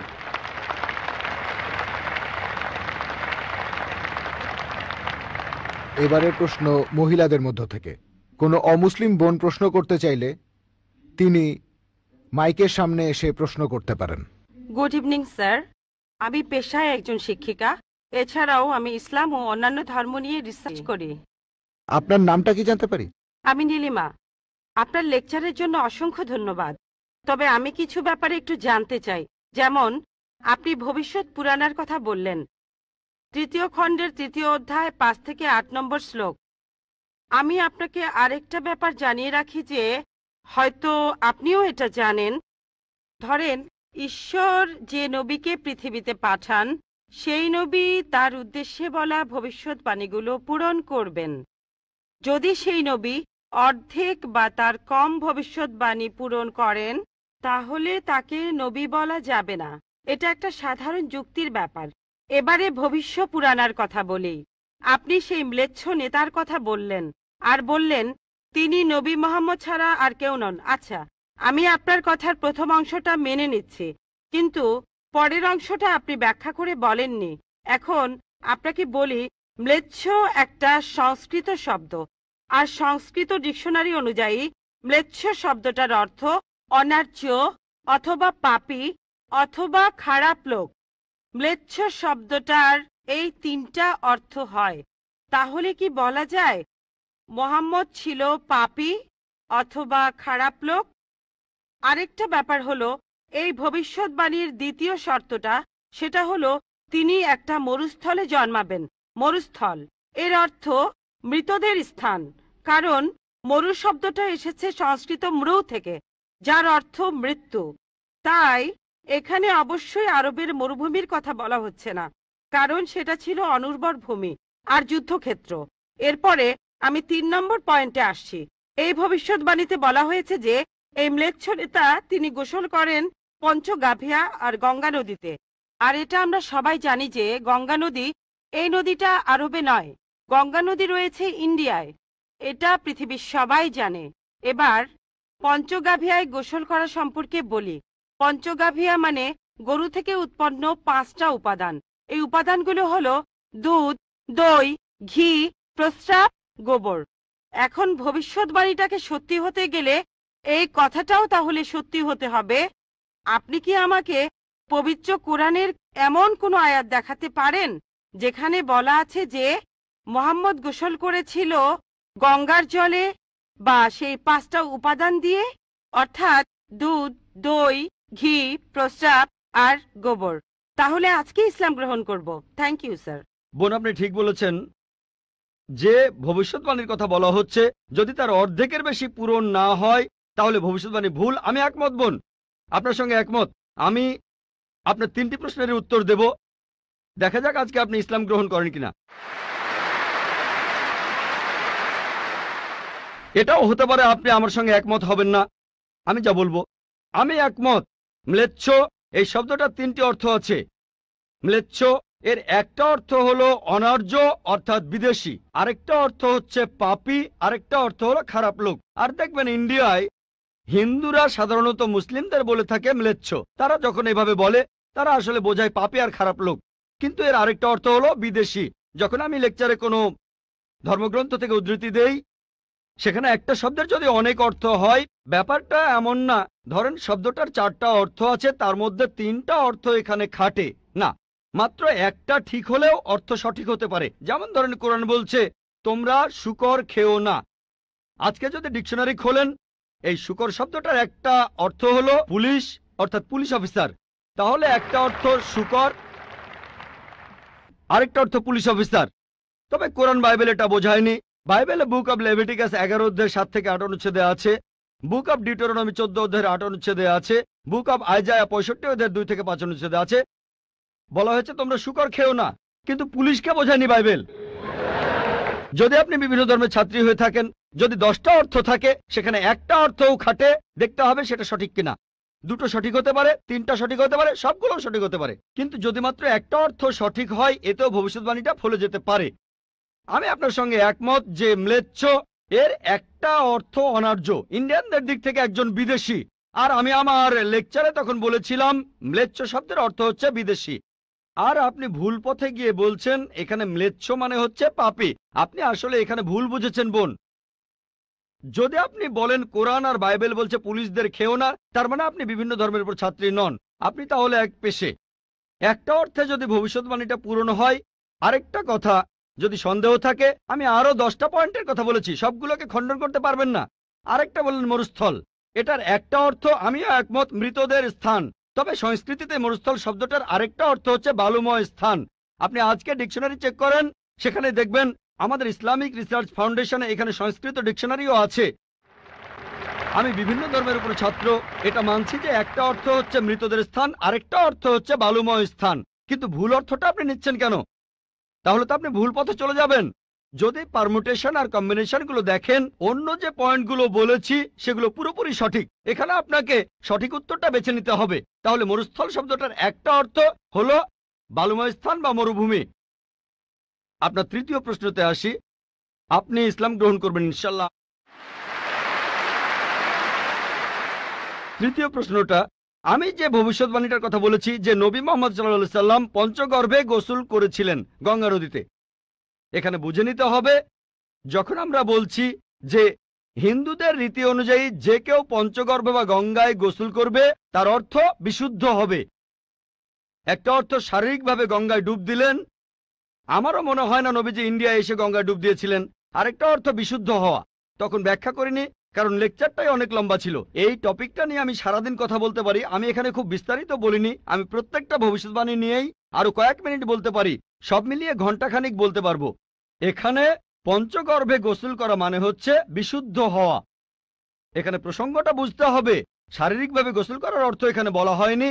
আর আপনি গঙ্গার পানিতে ডুব দিলেই বিশুদ্ধ হয়ে যাবেন এমন কোনো নিশ্চয়তা নেই, বিশুদ্ধ না হওয়ার সম্ভাবনাই বেশি। এটা হচ্ছে হিন্দুদের রীতি অনুযায়ী বলা। তাই এখানে ভবিষ্যৎবাণীটা বলছে যে নবী মুহাম্মদ সাল্লাল্লাহু আলাইহি সাল্লাম পঞ্চগর্ভে গোসল করেছিলেন। তার মানে এই না যে তিনি এখানে এসেছিলেন, মানে হলো আল্লাহ তাআলা তাকে বিশুদ্ধ করেছিলেন। আমরা বিশ্বাস করি যে আল্লাহ তাআলার সকল নবী, সকলেই হোক তিনি মুসা বা ঈসা আলাইহিস সালাম অথবা মুহাম্মদ সাল্লাল্লাহু আলাইহি সাল্লাম, তারা সকলেই ছিলেন মাসুম, তারা ছিলেন নিষ্পাপ, ছিলেন বিশুদ্ধ। তাহলে আল্লাহর সকল নবী, আল্লাহ যাদের পৃথিবীতে পাঠিয়েছিলেন, আমরা মানি যে তারা সকলেই নিষ্পাপ, সকলেই মাসুম, সকলেই বিশুদ্ধ। তাহলে আপনার উত্তরটাও পেলেন। আশা করি ইনশাল্লাহ আপনি ইসলাম গ্রহণ করবেন বোন। এবারের প্রশ্ন আমার বাম দিকের মাইক থেকে। আমার নাম প্রেম আদভানি, আমি নয়াদিল্লি থেকে এসেছি, রিটায়ার্ড চাকরিজীবী আর অমুসলিম। আমার প্রশ্নটা হলো, ইসলামের অতীত ইতিহাস খুবই গৌরবের, বর্তমানেও ইসলাম ধর্মের মাথা উঁচু করে থাকার কথা ছিল। আমার মনে হয় মুসলিমদের কাজকর্মের মধ্যে স্বচ্ছতা থাকা উচিত। অন্য সব মানুষকেও তাদের জানতে দেওয়া উচিত যে তারা কি কি কাজ করেছে বিভিন্ন মাদ্রাসা আর মসজিদ ইত্যাদি জায়গায়, যাতে করে মানুষজন জানতে পারে যে এসব জায়গায় কি হচ্ছে। তখন ব্যাপারটা অনেক স্বচ্ছ হবে, কেউ তখন আর ভুল বুঝবে না। ধন্যবাদ ভাই, খুব সুন্দর প্রশ্ন করেছেন। তবে আপনার উত্তর দেওয়ার আগে আগের বোন যে প্রশ্নগুলো করেছিলেন সে ব্যাপারে কিছু কথা বলি। তার 3টা প্রশ্ন, সেখানে আমার মেয়ে রুজদা নায়েকের গানের কথাগুলো মনে পড়লো। শেষ গানটা যে don't talk to me about Mohammad সাল্লাল্লাহু আলাইহি সাল্লাম, আর কোঅর্ডিনেটর বলেছিলেন গানের কথাগুলো একটু মনোযোগ দিয়ে শুনবেন। আপনারা যদি কথাগুলো শুনে থাকেন, এটা নবীজি সাল্লাল্লাহু আলাইহি সাল্লামের একটা সিরাত যে একদিন মোহাম্মদ সাল্লাল্লাহু আলাইহি সাল্লাম হেঁটে যাচ্ছিলেন, তখন এক পথচারীর সঙ্গে তার দেখা হলো। সে নবীজির বিরুদ্ধে কথা বলতে লাগলো, ও এই নবী মোহাম্মদ খুবই খারাপ লোক, তার সঙ্গে কথা বলো না। সে কিন্তু মোহাম্মদ সাল্লাল্লাহু আলাইহি সাল্লামের সঙ্গে কথা বলছে, সে জানে না। ওই লোকটাই মোহাম্মদ সাল্লাল্লাহু আলাইহি সাল্লাম। সে নবীজির কাছে বলল, পথে হাঁটতে হাঁটতে, নবী মোহাম্মদ খুবই খারাপ লোক, তার কথা শুনো না, তার কথা শুনলে বিপর্যয় হয়ে যাবে, সবার জন্য খারাপ হবে, ইত্যাদি ইত্যাদি। গানটাতে এই কথাগুলো বলা হয়েছিল। লোকটা নবীজিকে বলল, তবে আপনি খুব ভালো মানুষ, আর আপনাকে সাবধান করছি ওই মোহাম্মদ লোকটার কথা শুনবেন না সাল্লাল্লাহু আলাইহি সাল্লাম। সে ভণ্ড, নাউজুবিল্লাহ, সে খুব খারাপ মানুষ, নাউজুবিল্লাহ। এরকম আরো অনেক কথা। তবে নবীজিকে বলল, আপনি খুব ভালো মানুষ, আপনি দয়ালু, আপনি পরোপকারী, আপনার নামটা জানতে পারি? নাম শুনে বলল, কি? আপনি কি বললেন? আমি কি ঠিক শুনছি? আপনার নাম মোহাম্মদ সাল্লাল্লাহু আলাইহি সাল্লাম? তখন সে বলল, আশহাদু আল্লা ইলাহা ইল্লাল্লাহ ওয়া আশহাদু আন্না মুহাম্মাদুর রাসূলুল্লাহ। যখন সেই লোকটা বুঝতে পারলো যে এই লোকটাই মোহাম্মদ সাল্লাল্লাহু আলাইহি সাল্লাম, আমি অন্য মানুষের কাছে শুনেছিলাম সে খুব খারাপ মানুষ, ইনি তো ভালো মানুষ, তখনই সে ইসলাম গ্রহণ করলো। তাই আমার প্রিয় বোন, উনি একটু আগে যখন প্রশ্নগুলো করেছিলেন তখন আমার মেয়ের গানের কথাগুলো মনে পড়েছিল। নবীজি সাল্লাল্লাহু আলাইহি সাল্লামের সেই সিরাতটা, যেখানে এক পথচারী নবীজির কাছে এই নবীজি সম্পর্কে বদনাম করছিল, তবে তখনই সত্যিটা জানার পর সেই লোক শাহাদা উচ্চারণ করেছিল। আশা করি ইনশাল্লাহ আমাদের বোনও শাহাদা দেবেন, আর আমি দোয়া করি আল্লাহ যেন তাকে হেদায়েত দান করেন। ভাই, আপনি খুব সুন্দর প্রশ্ন করেছেন, আর বললেন যে ইসলামের অতীত ইতিহাস খুবই গৌরবের। তারপর বলছেন স্বচ্ছতা থাকার প্রয়োজন আছে, বিশেষ করে মাদ্রাসাগুলোতে। কে আপত্তি করবে? আমি একমত ভাই, আমি সম্পূর্ণ একমত। কে বলছে যে স্বচ্ছতা থাকবে না? শুধু স্বচ্ছতায় নয়, আমি চাই অমুসলিম ছাত্রছাত্রীরা মাদ্রাসায় লেখাপড়া করুক। আমি এটাও জানি ভাই, আমি জানি আপনি এখানে মিডিয়ার কথাগুলো বলছেন, যে মিডিয়া বলছে যে মাদ্রাসাগুলো হলো সন্ত্রাসবাদের আখড়া। মিডিয়া বলছে, আপনি না, মিডিয়া। মাদ্রাসা আরবি শব্দটার অর্থ যেখানে শিক্ষা দেওয়া হয়, আরেকটা বিশ্ববিদ্যালয়ের মতো। স্কুল বলতে পারেন, কলেজ বলতে পারেন, ইউনিভার্সিটিও বলতে পারেন। তবে মিডিয়া মাদ্রাসাগুলোকে এমনভাবে তুলে ধরে, যদি কোনো মাদ্রাসায় যান আপনি সন্ত্রাসী হয়ে যাবেন। মিডিয়া বলে আপনি না। একটা প্রশ্ন করি, এই পৃথিবীর ইতিহাসে যে লোকটা সবচেয়ে বেশি মানুষ হত্যা করেছে সে হিটলার। সে পড়েছিল কোন মাদ্রাসায়? কোন মাদ্রাসা? হিটলার কোন মাদ্রাসার ছাত্র? তারপর দেখবেন যে মাফিয়া পৃথিবী জুড়ে চোরাচালান আর মাদক ব্যবসা করে। যদি একটা জরিপ করেন এইসব স্মাগলারদের, সেই সব লোকদের যারা জেলে যায়, যদি জরিপ করেন তাদের কতজন মাদ্রাসায় পড়েছে? কতজন? খুব কম থাকতে পারে, খুব কম। বেশিরভাগই ভার্সিটিতে পড়েছে। কোন ভার্সিটি? আধুনিক ভার্সিটি, স্কুল, কলেজ। তাহলে কি বলবেন স্কুল বন্ধ করে দাও? এটা কি বলবো যে আজ থেকে স্কুল কলেজ বন্ধ, বিএ পড়া বন্ধ, বিকম বন্ধ, বিএসসি বন্ধ? না, কারণ আমি তো স্কুলে পড়াশোনা করেছি। স্কুলে শেখানো হয় না যে ডাকাতি করবেন, চোরাচালানি করবেন, দেশের বিরুদ্ধে যুদ্ধ করবেন। এই লোকগুলো স্কুলে পড়াশোনা করেছে, কিন্তু তারা স্কুলগুলোর কুলাঙ্গার। আর হিটলারও হয়তো আধুনিক শিক্ষা পেয়েছিল, আমি নিশ্চিত তার স্কুল তাকে শেখায়নি যে তুমি 60 লক্ষ ইহুদিকে হত্যা করো। তাহলে বুঝতে পারছেন এরা কুলাঙ্গার। তবে সামগ্রিকভাবে দেখবেন যে এই দেশে প্রতি বছর হাজার হাজার ছাত্র মাদ্রাসা থেকে পাশ করে। নাদবা থেকে, দেওবন্দ থেকে হাজার হাজার ছাত্র। আপনি কি বলবেন এরা সবাই মানুষ মারছে?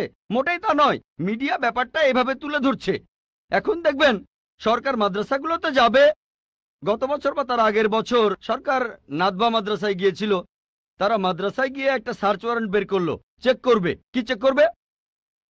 আর আলী মিয়া নাদভী রহমতুল্লাহ বললেন ঠিক আছে, আপনারা চেক করেন।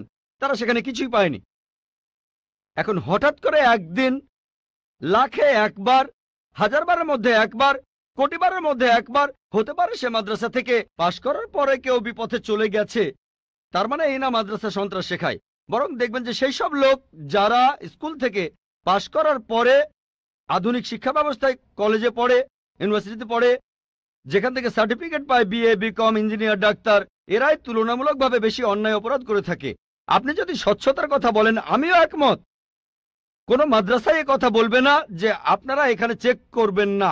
আমাদের মাদ্রাসাগুলো উন্মুক্ত, আমাদের স্কুলে আমরা শেখাই মাশাআল্লাহ, বিভিন্ন ধর্মের উপর শিক্ষা দেই। আমার ছাত্ররা আমার স্কুলের, তারা সাধারণ হিন্দুদের চাইতে হিন্দু ধর্ম সম্পর্কে বেশি জানে, খ্রিস্টান ধর্ম সম্পর্কে বেশি জানে সাধারণ খ্রিস্টানদের চাইতে, ইসলাম ধর্ম সম্পর্কে বেশি জানে সাধারণ মুসলিমদের চাইতে। কারণ এখানে সব ধর্মের উপর গুরুত্ব দেওয়া হয়। তাহলে ভাই আপনি যদি স্বচ্ছতার কথা বলেন, আমি একমত, আপনার সঙ্গে আছি।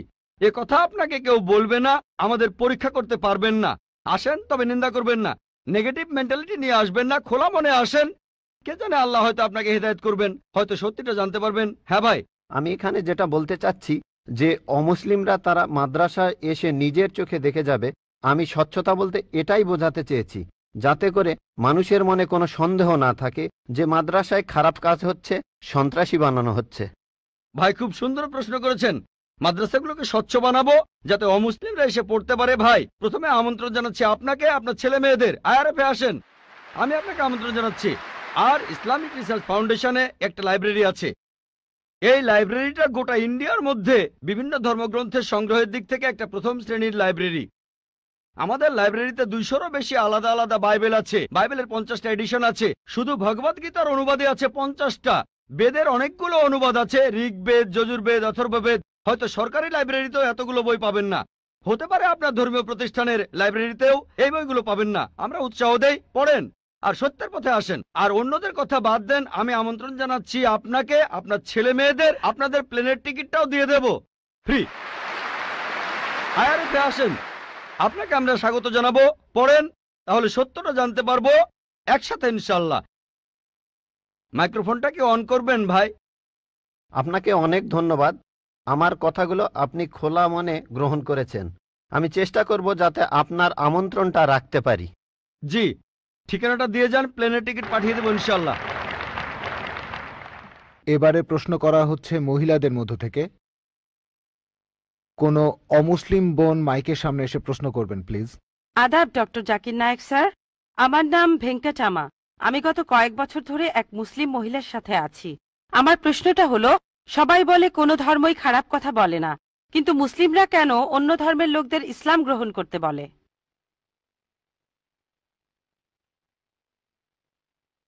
বোন, আপনি বললেন যে আপনি একটা মুসলিম পরিবারের সঙ্গে থাকেন অনেক বছর ধরে। তারপর বললেন যে সব ধর্মে ভালো সব কথা থাকে, কিন্তু মুসলিমরা আমাকে ইসলাম গ্রহণ করতে বলে কেন? পয়েন্ট নাম্বার 1, অন্য যেসব ধর্ম আছে সেগুলো যা বলে তার বেশিরভাগ কথাই ভালো, তবে ইসলাম ভালো কথা বলার পাশাপাশি আপনাকে দেখাবে কিভাবে সেটা অর্জন করতে হয়। আমি উদাহরণও দিয়েছি। সব ধর্মই বলে চুরি করো না, ইসলাম একই কথা বলে, তবে ইসলাম দেখিয়ে দেয় কিভাবে সেই অবস্থানে যাবেন যেখানে কেউ চুরি করে না। যাকাত দেন, সাহায্য করেন, এরপর কেউ চুরি করলে তার হাত কেটে ফেলেন, তাহলে চুরি করা বন্ধ হয়ে যাবে, কোনো অপরাধ থাকবে না। এজন্যই আমি বলেছিলাম যে ইসলাম ভালো কথা বলার পাশাপাশি আপনাকে দেখিয়ে দেবে কিভাবে সেটা অর্জন করতে হয়। 2 নম্বর পয়েন্ট, আমি বিভিন্ন ধর্মের একজন ছাত্র হিসেবে বলছি, যদি আপনি হিন্দু ধর্মগ্রন্থগুলো মেনে চলেন, মনে হয় আপনি হিন্দু, যদি হিন্দু ধর্মগ্রন্থগুলো মেনে চলেন, যদি একজন ভালো হিন্দু হন, আপনাদের ধর্মগ্রন্থই বলছে ঈশ্বর মাত্র একজন। আমার লেকচারে অনেক হিন্দু ধর্মগ্রন্থের উদ্ধৃতি দিয়েছি, এক ঈশ্বর। আপনাদের ধর্মগ্রন্থ বলছে মূর্তি পূজা করবে না। ভগবদ গীতার 7 অধ্যায়ের 20 অনুচ্ছেদ বলছে জাগতিক আকাঙ্ক্ষা যাদের বুদ্ধিকে আচ্ছন্ন করে রেখেছে তারা নকল ঈশ্বরের পূজা করে, তারা মূর্তি পূজা করে। এক ঈশ্বরে বিশ্বাস করতে হবে। আজকে আমার লেকচারে বলেছিলাম বিশ্বাস করতে হবে অন্তিম ঋষিকে, কল্কি অবতার, যার বাবার নাম হবে বিষ্ণু ইয়াস আব্দুল্লাহ, তার মায়ের নাম হবে সুমতি আমিনা। তিনি জন্মগ্রহণ করবেন সাম্বালা নামের গ্রামে মক্কা। তিনি জন্মাবেন সাম্বালা শহরের প্রধানের ঘরে, মক্কার প্রধানের ঘরে। তিনি হবেন পুরো মানুষ জাতির পথপ্রদর্শক। তিনি আলোকপ্রাপ্ত হবেন রাতের বেলায় একটা গুহায়। তিনি উত্তর দিকে গিয়ে আবার ফিরে আসবেন। ঈশ্বর তাকে 8টা গুণ দেবেন। তিনি হবেন পৃথিবীর সব মানুষের পথপ্রদর্শক। তিনি একটা ঘোড়ায় চড়বেন, ডান হাতে থাকবে একটা তরবারি, 4 জন সহচর থাকবে তাকে বিভিন্ন সময় ফেরেশতাগণ সাহায্য করবেন। এরকম আরো অনেক অনেক। এই মানুষটা কে? যদি ভালো হিন্দু হয়ে থাকেন তাহলে আপনি এই অন্তিম ঋষিকে বিশ্বাস করবেন, তা না হলে আপনি ভালো হিন্দু নেই।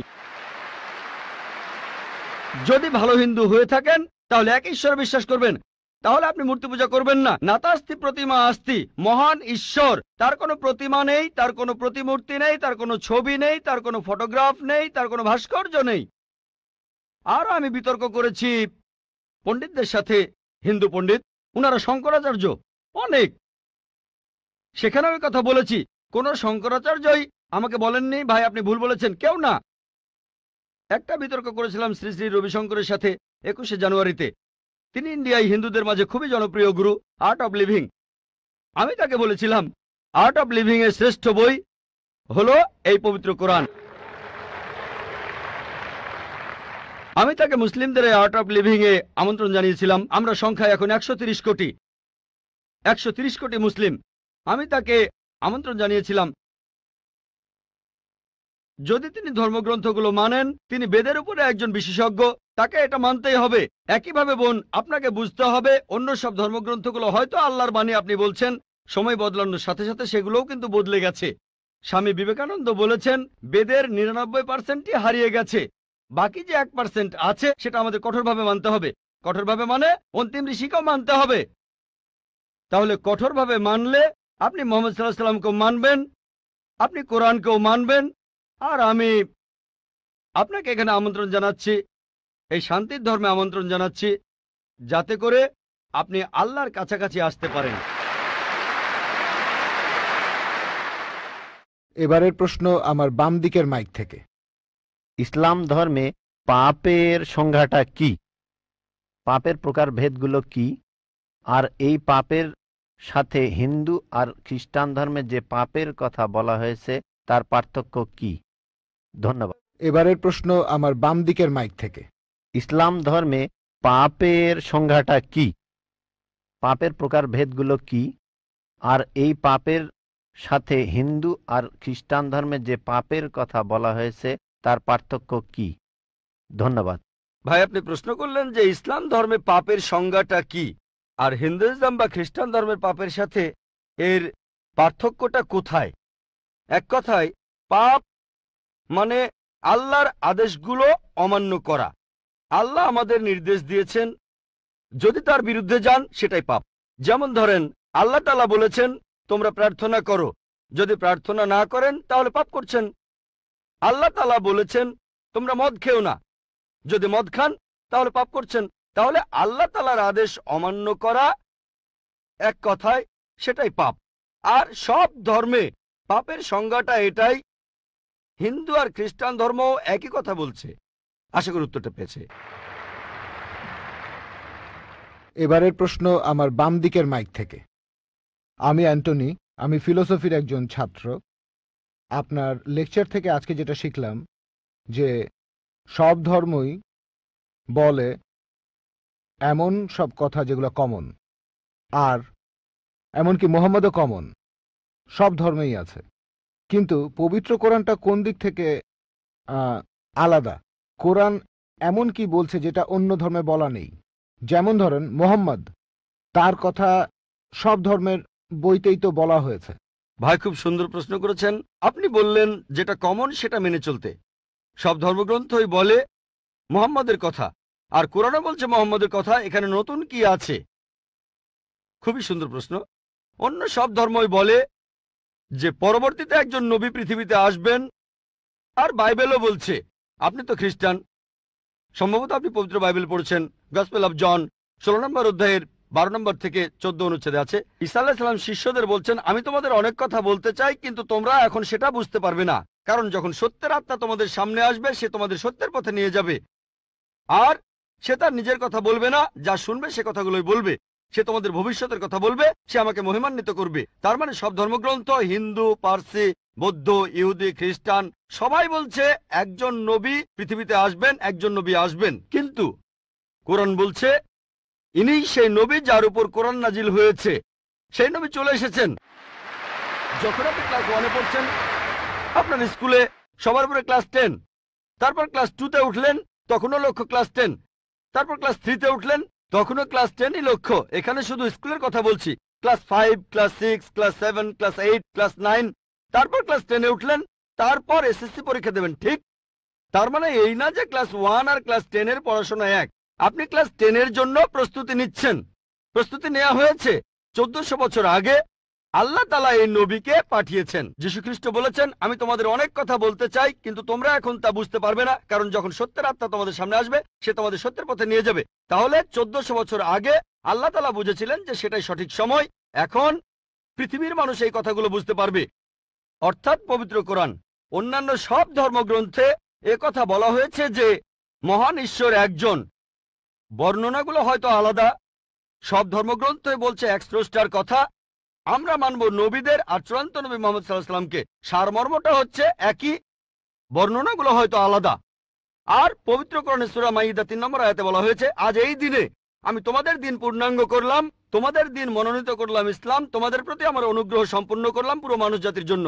পবিত্র কোরআন নাজিল হওয়ার পর নতুন কিছু যোগ করা যাবে না, কোনো কিছু বাদ দেওয়া যাবে না।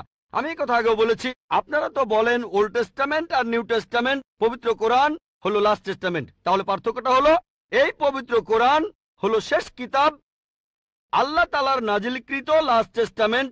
আপনারা বলেন ওল্ড টেস্টামেন্ট আর নিউ টেস্টামেন্ট। পবিত্র কোরআন হলো লাস্ট টেস্টামেন্ট।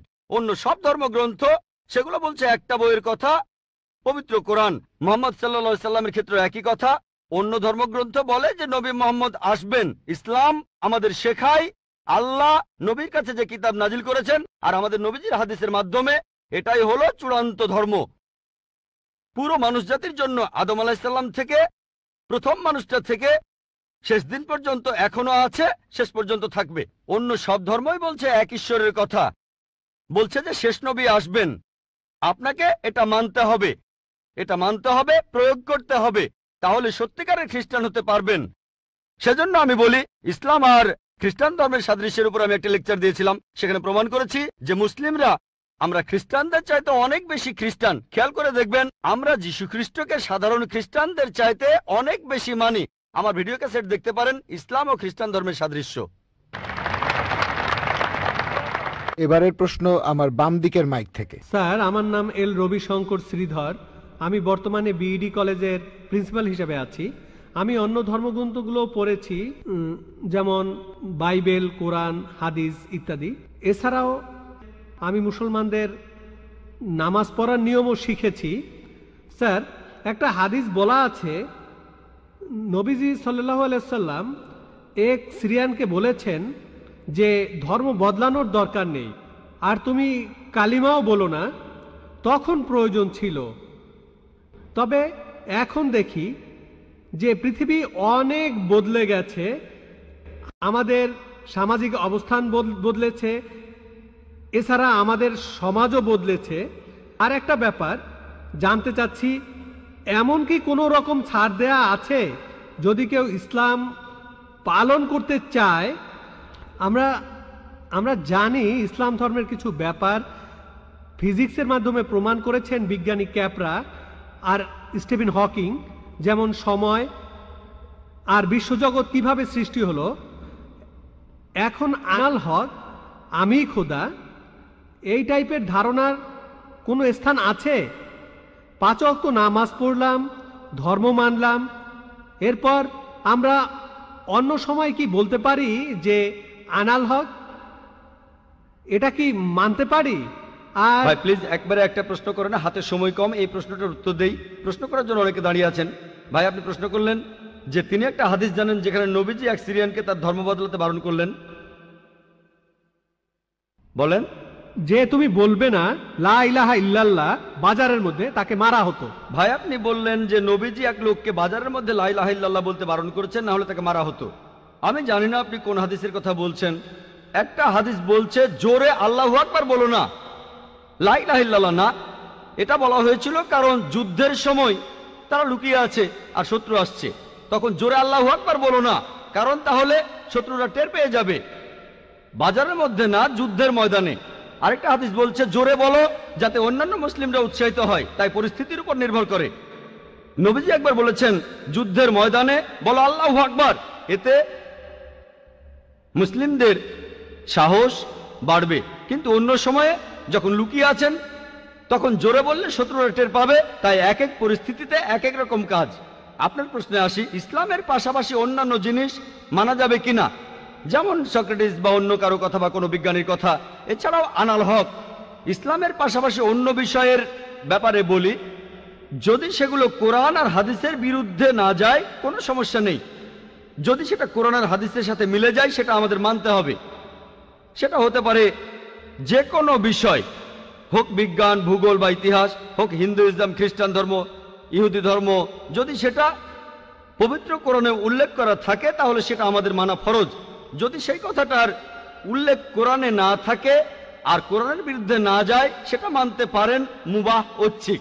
কিন্তু যদি সেই কথাটা কোরআনের বিরুদ্ধে যায় সেটা হারাম, সেটা নিষিদ্ধ। এই তিনটা হতে পারে, তিনটা ফলাফল পাবেন। আপনি বললেন যে ইসলাম তাওহীদে বিশ্বাস করে, 5 ওয়াক্ত নামাজ। ইসলাম আনাল হকে বিশ্বাস করে কিনা?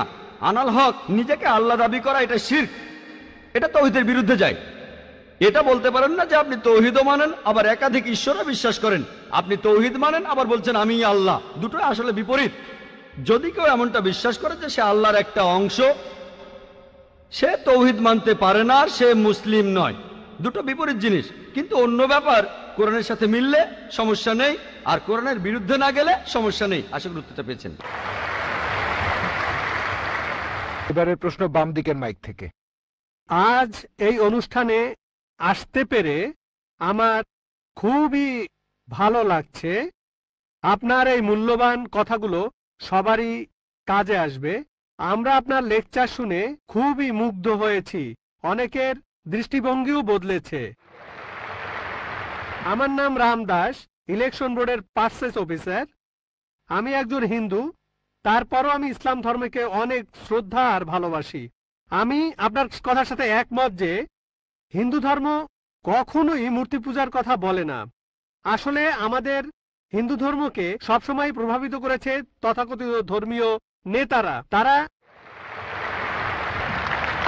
মানুষকে ভুল পথে নিয়ে যাচ্ছে।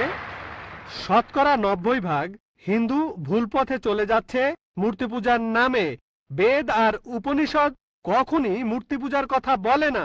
যেটা বলা হয়েছে সেটা রূহ, এটা কথা বলা হয়েছে রূহ খোদা কি ইনায়েতে হ্যায়। এই রূহকে খ্রিস্ট ধর্মে আত্মা বলা হয়, ইসলাম ধর্মে রূহ, হিন্দু ধর্মেও আত্মা। এটা খুবই দুর্ভাগ্য যে সব ধর্মের তথাকথিত ধর্মীয় নেতারাই, এতে কোনো রকমের সন্দেহ নেই, হোক সে মুসলিম, খ্রিস্টান বা হিন্দু, এতে কোনো রকমের সন্দেহ নেই, পৃথিবীর সব মানুষকে ভুল পথে পরিচালিত করেছে। আপনার কাছে আমার প্রশ্ন, আপনি একজন যথেষ্ট জ্ঞানী মানুষ। আমার আগে এক ভদ্রলোক প্রশ্ন করেছিলেন, তিনি ঠিকই বলেছিলেন ইসলামের অতীত খুব গৌরবের। তবে বর্তমান সময়ে পৃথিবীতে ইসলাম সবার জন্য একটা হাসির খোরাকে পরিণত হয়েছে।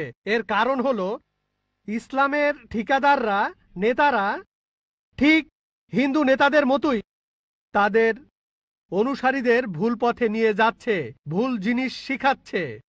কোনো হিন্দু ভাই যদি কোনো মুসলিমকে রক্ত দেয় সে হয়তো বেঁচে যাবে, যদি কোনো হিন্দু কোনো একজন মুসলিমকে রক্ত দেয় তাহলে তার জীবন বাঁচলো। এখানে এটা কি হতে পারে? যেহেতু হিন্দু রক্ত নিয়েছে তাই সে হিন্দু হয়ে যাবে? এটা আমার প্রথম প্রশ্ন। প্লিজ আরেকটু সময় দিন, আমার আরেকটা প্রশ্ন আছে। এখানে ধরেন যার জীবন বাঁচলো সে তো দোয়া করবে, আসো বাবা আসো, আমার জীবন বাঁচিয়েছো। রক্তের বিভিন্ন গ্রুপ আছে, এ পজিটিভ, বি পজিটিভ। এখানে তো জীবন বাঁচানোর প্রশ্ন, এখানে কি ধর্মের গুরুত্বটা বেশি? এটাই প্রথম প্রশ্ন। আর এখানকার লোকজন আত্মাকে চিনতে চায় না, বস্তুর চাহিদা মিটলেই তারা খুশি। ইসলাম সবাইকে ভালোবাসার কথা বলে, সব ধর্মই ভালোবাসার কথা বলে, কিন্তু ইসলাম ধর্ম সেই ভালোবাসা অর্জনের কথা বলে, কিভাবে ভালোবাসা অর্জন করতে হবে। এই জন্য ইসলামে জাকাত আছে। এই জাকাত গরিব মানুষদের সাহায্য করা, প্রতিবেশীকে সাহায্য করা, গরিবের মেয়ে বিয়ে হচ্ছে না, বিয়ে দিয়ে দাও, গরিবকে সাহায্য করা। অন্য কোনো ধর্ম ইসলামের মতো এত মহান নয়। এটা খুবই মহান ধর্ম। দুর্ভাগ্যের কথা, বাস্তব এর কোনো প্রয়োগ হচ্ছে না। তাই আগের ভদ্রলোক বললেন মাদ্রাসাগুলো স্বচ্ছ হওয়া উচিত। সত্যি বলতে আপনারা ধর্মীয় নেতাদের বোকামির কারণে ইসলাম ধর্ম উপরে উঠছে না, বরঞ্চ বরবাদ হয়ে যাচ্ছে। খ্রিস্টান ধর্ম, তারা পৃথিবীতে রাজত্ব করতে চায়, তারা ইসলামের ক্ষতি করতে চায়। ইসলামের প্রতি খ্রিস্টানদের মনোভাব বিরূপ। হিন্দু ধর্ম, তারা এখানে ঠিক থাকতে চায়, স্বাভাবিক। তাহলে এরাই হলো ধর্মীয় নেতা। তারা জানে না রূহ কি। রূহ হলো আল্লাহর দয়া। উপনিষদে আছে, ইসলামে আছে, বাইবেলে আছে। আর সব ধর্মই বলে ভালোবাসা, ইসলামও বলে। এটাই আমার প্রথম প্রশ্ন। দ্বিতীয় প্রশ্নটা হলো, হিন্দু ধর্ম নারীকে খারাপ চোখে দেখে, ইসলামও খারাপ চোখে দেখে। খ্রিস্টান ধর্ম, পৃথিবীতে নারী না থাকলে, আপনি একটু আগে একজনকে বললেন যে পুরুষ লোক বাচ্চা জন্ম দিতে পারে না। হ্যাঁ, পুরুষ লোক কোনো বাচ্চা জন্ম দিতে পারে না। বাচ্চার জন্ম দেন মা, একজন নারী। তাহলে ব্যাপারটা কি দাঁড়াচ্ছে? যে পুরুষকে জন্ম দিচ্ছে একজন নারী, সেই পুরুষই নারীকে ছোট করছে, সে হোক হিন্দু, খ্রিস্টান বা মুসলিম। এভাবে দেখবেন যে সব ধর্মেই একই রকম অবস্থা চলছে। আমরা সবাই, সব ধর্মই এখন ধ্বংসের পথে যাচ্ছে। নারীকে কোনো ধর্মই সম্মানের চোখে দেখা হয় না। পৃথিবীর সব ধর্মই নারীদেরকে সবসময় খারাপ চোখে দেখছে। এটাই আমার দ্বিতীয় প্রশ্ন। ইসলাম কি বলে যেদিন কিয়ামত হবে, তার মানে মহাপ্রলয়, ইসলাম ধর্ম কিয়ামত সম্পর্কে কি বলছে? আপনাকে ধন্যবাদ এই ছোট্ট লেকচারের জন্য, ভালো কথাগুলোর জন্য ধন্যবাদ। আপনি বললেন আমার কথা আর ইসলাম ধর্মের কথা। আমার কথা যদি বলেন, সমস্ত প্রশংসা শুধুমাত্র আল্লাহ তাআলার। বললেন আমি জ্ঞানী, বললেন আমি অনেক জানি, আমি শুধুমাত্র একজন ছাত্র। আমি নিজেকে একজন ছাত্র মনে করি ইসলাম ও অন্যান্য ধর্মের উপর। আপনি দুটো প্রশ্ন করলেন, প্রথমটা রূহ নিয়ে, তারপর নারী নিয়ে। এছাড়াও আপনি বেশ কিছু মন্তব্য করেছেন। আপনি বললেন তথাকথিত ধর্মীয় নেতারাই সমস্যা তৈরি করছে। বেশিরভাগ ব্যাপারে আমি একমত। এছাড়াও আপনি মন্তব্য করলেন যে ইসলামের বদনাম করা হচ্ছে। ইসলামের ধর্মীয় নেতাদের কারণে এটা হচ্ছে। ইসলামের বদনাম ছড়াচ্ছে এদের কারণেই। অন্যান্য ধর্মের ধর্মীয় নেতাদের কথা যদি বলি, তারা তাদের অনুসারীদের ধর্মগ্রন্থ পড়তে দিতে চায় না। এখন আমি যদি ইসলামের কথা বলি সামগ্রিকভাবে, আমি ইসলামের ধর্মীয় নেতাদের উপরে দোষ চাপাবো না, তারা দোষী নয়। সামান্য কিছু কুলাঙ্গার থাকতে পারে, খুবই সামান্য, হাতে গোনা কয়েকজন এমন নেতা থাকতে পারে যারা ভুল পথে নিচ্ছে, কিন্তু এরা সংখ্যায় অনেক কম। মিডিয়া তাদের বেছে নেয় আর এমনভাবে তুলে ধরে যেন ইসলামের প্রত্যেক ধর্মীয় নেতাই এইরকম। তাই ইসলাম ধর্মের বিভিন্ন নেতা, বিশেষজ্ঞ, ওলামার কথা যদি বলতে হয়, তাদের ভালোবাসি, তাদের শ্রদ্ধা করি। হাতে গোনা কয়েকজন, খুবই সামান্য তারা, এরাই মানুষকে ভুল পথে নিয়ে যায়। তবে সামগ্রিকভাবে আলহামদুলিল্লাহ, তারা সব ভালো কথা বলেন, তারা ইসলামের কথা বলেন, আমরা তাদের ভালোবাসি, শ্রদ্ধা করি। অন্য ধর্মের ছবিটা আলাদা। পৃথিবীর বেশিরভাগ ধর্মীয় নেতারা, অন্য ধর্মের নেতারা, তারা এটা করে না। তারা তাদের অনুসারীদের ধর্মগ্রন্থ পড়তে দিতে চায় না। যেমন আপনি বললেন হিন্দু ধর্ম মূর্তি পূজা করতে নিষেধ করে, কিন্তু 90% হিন্দুই মূর্তি পূজা করে, কারণ এরা চায় না যে অনুসারীরা তাদের ধর্মগ্রন্থটা পড়ুক। আপনার প্রশ্নতে আসি। বললেন যে কোন হিন্দু এক মুসলিমকে রক্ত দিল, সেই মুসলিমের জীবন বাঁচল। জীবন বাঁচানোটাই বড় কথা। এখানে সমস্যা কি? সেই মুসলিম কি হিন্দু হয়ে যায়? হিন্দুকে কোনো মুসলিম রক্ত দিলে সেই হিন্দু কি মুসলিম হয়ে যায়?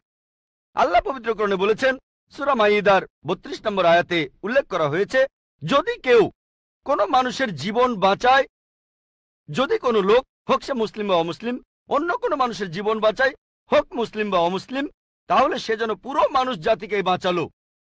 তাহলে যদি কোনো মানুষ অন্য কাউকে রক্ত দেয় আর তার জীবন বাঁচায়, মুসলিম হিন্দুকে রক্ত দিক বা হিন্দু মুসলিমকে রক্ত দিক, সে যেন পুরো মানুষ জাতিকেই বাঁচালো।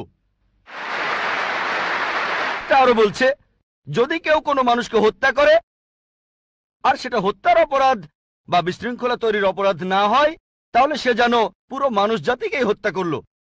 তবে কোনো মানুষের জীবন বাঁচানো ভালো কথা, একটা ভালো কাজ, উঁচু মানের কাজ। কিন্তু আগে একজন প্রশ্ন করেছিলেন, আল্লাহ কেন আমাদের সৃষ্টি করেছেন? আমি আগেও বলেছি যে পবিত্র কোরআনের সূরা মুলকে 2 নম্বর আয়াতে উল্লেখ করা হয়েছে, আল্লাহ জি খালাকাল মাউতা ওয়াল হায়াতা, আল্লাহ সৃষ্টি করেছেন জীবন ও মৃত্যু তোমাদের পরীক্ষা করার জন্য।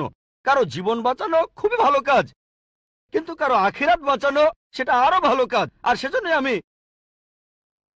সেজন্যই আমি আগে ডাক্তার ছিলাম। এটাই হলো শ্রেষ্ঠ পেশা, মানুষের জীবন বাঁচানো। আমি ডাক্তার হতে চেয়েছিলাম কারণ ভেবেছিলাম এটা মহান পেশা, আসলেও তাই। তবে এর চাইতেও ভালো আছে। পবিত্র কোরআনের সূরা ফুসিলাতের 33 নম্বর আয়াতে উল্লেখ করা হয়েছে, ومن أحسن قولا ممن دعا إلى الله وعمل صالحا وقال إنني من المسلمين। কথাই কে উত্তম সেই ব্যক্তির চাইতে যে আল্লাহর পথে মানুষকে আহ্বান করে, যে সৎকর্ম করে আর বলে আমি তাদের অন্তর্ভুক্ত যারা আল্লাহর কাছে আত্মসমর্পণ করে। তাই আমি একজন শরীরের ডাক্তার থেকে হয়েছে আত্মার ডাক্তার, এটা আরো ভালো পেশা। তাহলে রক্ত দিয়ে কারো জীবন বাঁচানো ভালো কথা, তবে কাউকে সত্যিটা জানানো, তার আখিরাতটা বাঁচানো আরো ভালো। আমার কাজ হলো সব মানুষের কাছে ধর্ম প্রচার করা। মুসলিমদের বলি কোরআন মেনে চলুন, অনুসরণ করুন, আর শেষ নবীকে মেনে চলুন। আমি বলি হিন্দু খ্রিস্টান বৌদ্ধদের যেটা কমন অন্তত সেটা মেনে নেন। আপনাদের আর আমাদের ধর্মগ্রন্থে যেটা কমন, যে কথাগুলো আলাদা সেগুলো নিয়ে পরে আলোচনা করব। যেগুলো কমন অন্তত সেগুলো মেনে নেন। আমি বাঁচাতে চাইছি তার আখিরাতকে। আখিরাতকে বাঁচানো এই ইহকালের জীবন বাঁচানোর চাইতে বেশি গুরুত্বপূর্ণ। এই জীবনটাও ভালো গুরুত্বপূর্ণ। যখন দোয়া করি দুটোর জন্য দোয়া করি, রাব্বানা আতিনা ফিদ দুনিয়া হাসানাতা ওয়া ফিল আখিরাতি হাসানাতা ওয়া কিনা আযাবান্নার।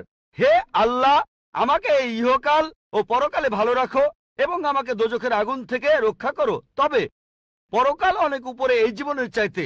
সেজন্য কোরআনের সূরা তাহরিমের 11 নম্বর আয়াতে উল্লেখ করা হয়েছে যে ফেরাউনের স্ত্রী হযরত আসিয়া রাদিয়াল্লাহু আনহা, তিনি আল্লাহ তাআলার কাছে বলেছিলেন, হে আল্লাহ, আমি এই পৃথিবীর সমস্ত ধন সম্পদের বিনিময়ে, তিনি ছিলেন তখন পৃথিবীর সবচেয়ে ধনী মানুষের স্ত্রী। সে সময় পৃথিবীর সবচেয়ে শক্তিশালী মানুষ ছিল ফারাও। তার স্ত্রী আল্লাহর কাছে দোয়া করলেন, আমি এই পৃথিবীর সমস্ত ধন সম্পদের বিনিময়ে জান্নাতে একটি ঘর চাই তোমার কাছে। তাহলে পৃথিবীর সবচাইতে ধনী লোকের স্ত্রী তার সব সম্পদের বিনিময়ে চাচ্ছেন আখিরাত। ভাই, আপনার সঙ্গে একমত, মানুষকে ভালোবাসতে হবে, এটা খুব ভালো কাজ। তবে কারো পরকালের জীবন বাঁচানো সেটা আরো ভালো কাজ। আমি এখানে কি করছি? মানুষকে বলছি সাদৃশ্যগুলো দেখেন। যেগুলো কমন সেই জিনিসগুলো অন্তত মেনে চলেন, যেগুলো আলাদা সেগুলো বাদ দেন। যেটা কমন সেটা অন্তত মেনে চলেন। যে মূর্তি পূজা করা যাবে না, আল্লাহ কেবলমাত্র একজন, অন্তিম ঋষিকে মানতে হবে, তাহলে আমরা এক হব। নাম দিয়ে কেউ কখনো মুসলিম হয় না। আব্দুল্লাহ জাকির সুলতান মুসলিম মানে যে আল্লাহর কাছে নিজের ইচ্ছাকে সমর্পণ করে। আগে এক বোনকে আমি বলেছিলাম আল্লাহর কাছে আত্মসমর্পণ করুন, এখন আপনাকেও বলছি আল্লাহর কাছে আত্মসমর্পণ করুন। আর আল্লাহর ওহী এই লাস্ট টেস্টামেন্ট, খ্রিস্টানরা বলে ওল্ড টেস্টামেন্ট আর নিউ টেস্টামেন্ট, এটা হলো আল্লাহ তাআলার লাস্ট টেস্টামেন্ট, পবিত্র কোরআন। এটার কথা আপনাদের ধর্মগ্রন্থও আছে, সেটা আপনাদের মানতে হবে। এটা বাইবেলেও আছে, সেটা মেনে চলতে হবে। আমি অনুরোধ করবো, আসেন আমরা সবাই মিলেমিশে থাকি, সবাই একসাথে থাকি আর আল্লাহ তাআলার কাছে আত্মসমর্পণ করি। মানুষ সাধারণত লেভেল জিনিসটা পছন্দ করে না, জানো লেভেলটা গুরুত্বপূর্ণ নয়। পবিত্র কোরআনের সূরা ইমরানের 19 নম্বর আয়াতে উল্লেখ করা হয়েছে, ইন্নাদ-দীনা ইনদাল্লাহিল ইসলাম, আল্লাহ তাআলার কাছে একমাত্র যে ধর্মটা গ্রহণযোগ্য সেটা আল্লাহর কাছে আত্মসমর্পণ করা। যদি আল্লাহর কাছে নিজের ইচ্ছাকে সমর্পণ করেন, আপনার আখিরাত পরকালের জীবনটা বেঁচে যাবে। এবারে আপনার দ্বিতীয় প্রশ্নে আসি। নারীদের কথা বললেন যে সব ধর্মই নারীদের খারাপ চোখে দেখে।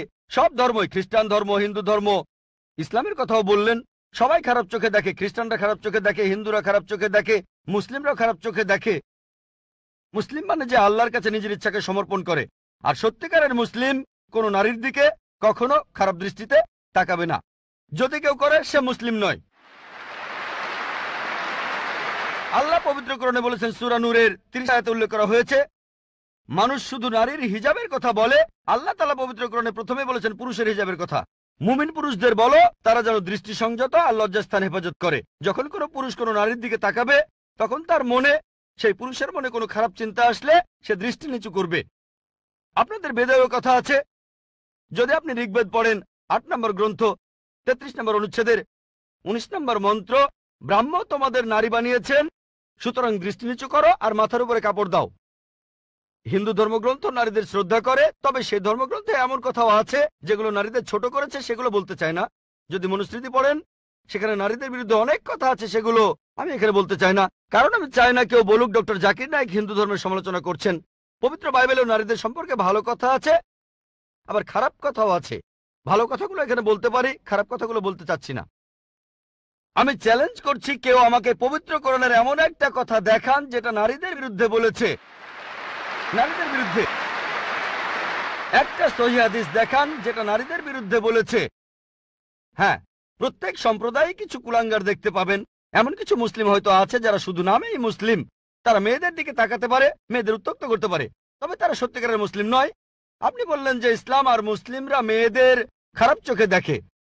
যদি এই কথাটা বলে থাকেন ভুল বলেছেন। যদি হিন্দু ধর্মগ্রন্থের সেই কথাগুলোর উদ্ধৃতি দিয়ে বলেন যে হিন্দু ধর্ম নারীদের বিরুদ্ধে কথা বলে, আমি বিভিন্ন ধর্মের উপর একজন ছাত্র হিসেবে কথাটা মেনে নেব যে হ্যাঁ, আপনি মনুস্মৃতির সেই অনুচ্ছেদগুলোর কথা বলছেন যেগুলো নারীদের বিরুদ্ধে বলে। যদি বাইবেলে নারীদের বিরুদ্ধে বলা কথাগুলোর উদ্ধৃতি দেন, হ্যাঁ সেগুলো তো বাইবেলে লেখা আছে, তবে আমি চ্যালেঞ্জ করছি পবিত্র কোরআনে এমন মাত্র একটা আয়াত দেখান যেখানে নারীদের বিরুদ্ধে কথা বলে।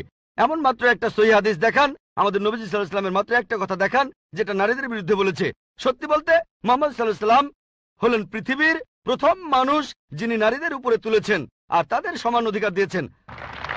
আমি একটা লেকচার দিয়েছিলাম ইসলামে নারীর অধিকার, এছাড়াও আরেকটা লেকচার ইসলাম এবং অন্যান্য ধর্মের নারীর অধিকার আমি সেখানে দেখিয়েছি। তাই আপনি যখন বললেন ইসলাম নারীদের অসম্মান করে, কথাটা ঠিক নয়। তবে আমি ইসলাম সম্পর্কে কথা বলিনি। ইসলাম সবসময় নারীদেরকে মর্যাদা দিয়েছে। মুসলিমরা এই কাজটা করেছে, যে তারা মুসলিমরা এই কাজ করছে। আর হিন্দু বা খ্রিস্টান এরাও নারীদের ছোট চোখে দেখে। ইসলাম কখনো এটা করে না। ধন্যবাদ আপনাকে, অনেক ধন্যবাদ ভাই, আপনাকে অনেক ধন্যবাদ। আমি একথাই বলেছি। তবে মুসলিমরা দুর্ভাগ্যজনকভাবে ইসলামের অনুসারীরা এই জিনিসটা প্রয়োগ করে না। হ্যাঁ ভাই, আমি আপনার সঙ্গে একমত। আমি বলেছিলাম কিছু লোক এমন, এখন ধরেন মার্সিডিজ গাড়ি কত ভালো এটা জানার জন্য যদি ড্রাইভারের সিটে কোনো আনাড়ি লোককে বসান আর সেই ড্রাইভার যদি গাড়িটা অ্যাক্সিডেন্ট করে, কাকে দোষ দেবেন? গাড়ি না ড্রাইভারকে? ড্রাইভারকে দোষ দেবেন। মার্সিডিজ গাড়ি কত ভালো এটা জানতে যদি চান, চেক করেন সেখানে কি কি আছে, এভারেজ স্পিড কেমন, পিকআপটা কেমন, গিয়ার রেশিও কেমন, নিরাপত্তা ব্যবস্থাগুলো কি কি। তাহলে ইসলামকে বিচার করতে চাইলে পবিত্র কোরআন আর সহিহ হাদিস পড়েন। মুসলিমদের দেখবেন না। যদি গাড়িটা পরীক্ষা করতে চান তাহলে আপনি ড্রাইভারের সিটে পাকা ড্রাইভারকে বসান। শ্রেষ্ঠ মুসলিমের দৃষ্টান্ত নবীজি সাল্লাল্লাহু আলাইহি ওয়াসাল্লাম।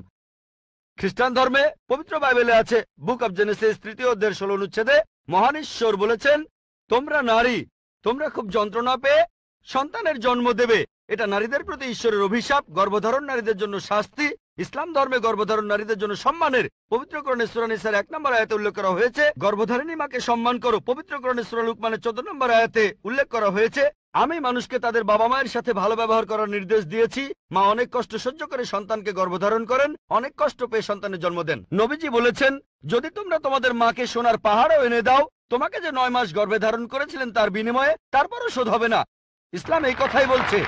এখন নবীজি সাল্লাল্লাহু আলাইহি ওয়াসাল্লামের কাছে একজন লোক আসলো আর প্রশ্ন করলো, এটা আছে সহিহ বুখারী 8 নম্বর খণ্ড, বুক অব আদাব 2 নম্বর অধ্যায় 2 নম্বর হাদিস, হে নবী, এই পৃথিবীতে কাকে সবচাইতে বেশি সম্মান দেখাবো? নবীজি বললেন, তোমার মা। লোকটা বলল, এরপরে কাকে দেখাবো? নবীজি বললেন, তোমার মা। লোকটা বলল, তারপরে কাকে দেখাবো? নবীজি আবারও বললেন, তোমার মা। লোকটা বলল, এরপরে কাকে? তখন নবীজি বললেন, তোমার বাবা। তার মানে 75%, 4 ভাগের 3 ভাগ পাচ্ছেন মা, 1 ভাগ 25% সেটা পাচ্ছেন বাবা। এক কথায় মা গোল্ড মেডেল পাচ্ছেন, সিলভার মেডেল পাচ্ছেন, ব্রোঞ্জ মেডেলটাও পাচ্ছেন, আর বাবা একটা সান্ত্বনা পুরস্কার নিয়ে সন্তুষ্ট থাকছেন। ইসলাম আমাদের এমনটাই শেখায়। তবে আপনার কথা মানি, পশ্চিমা বিশ্ব নারীদের ছোট করছে।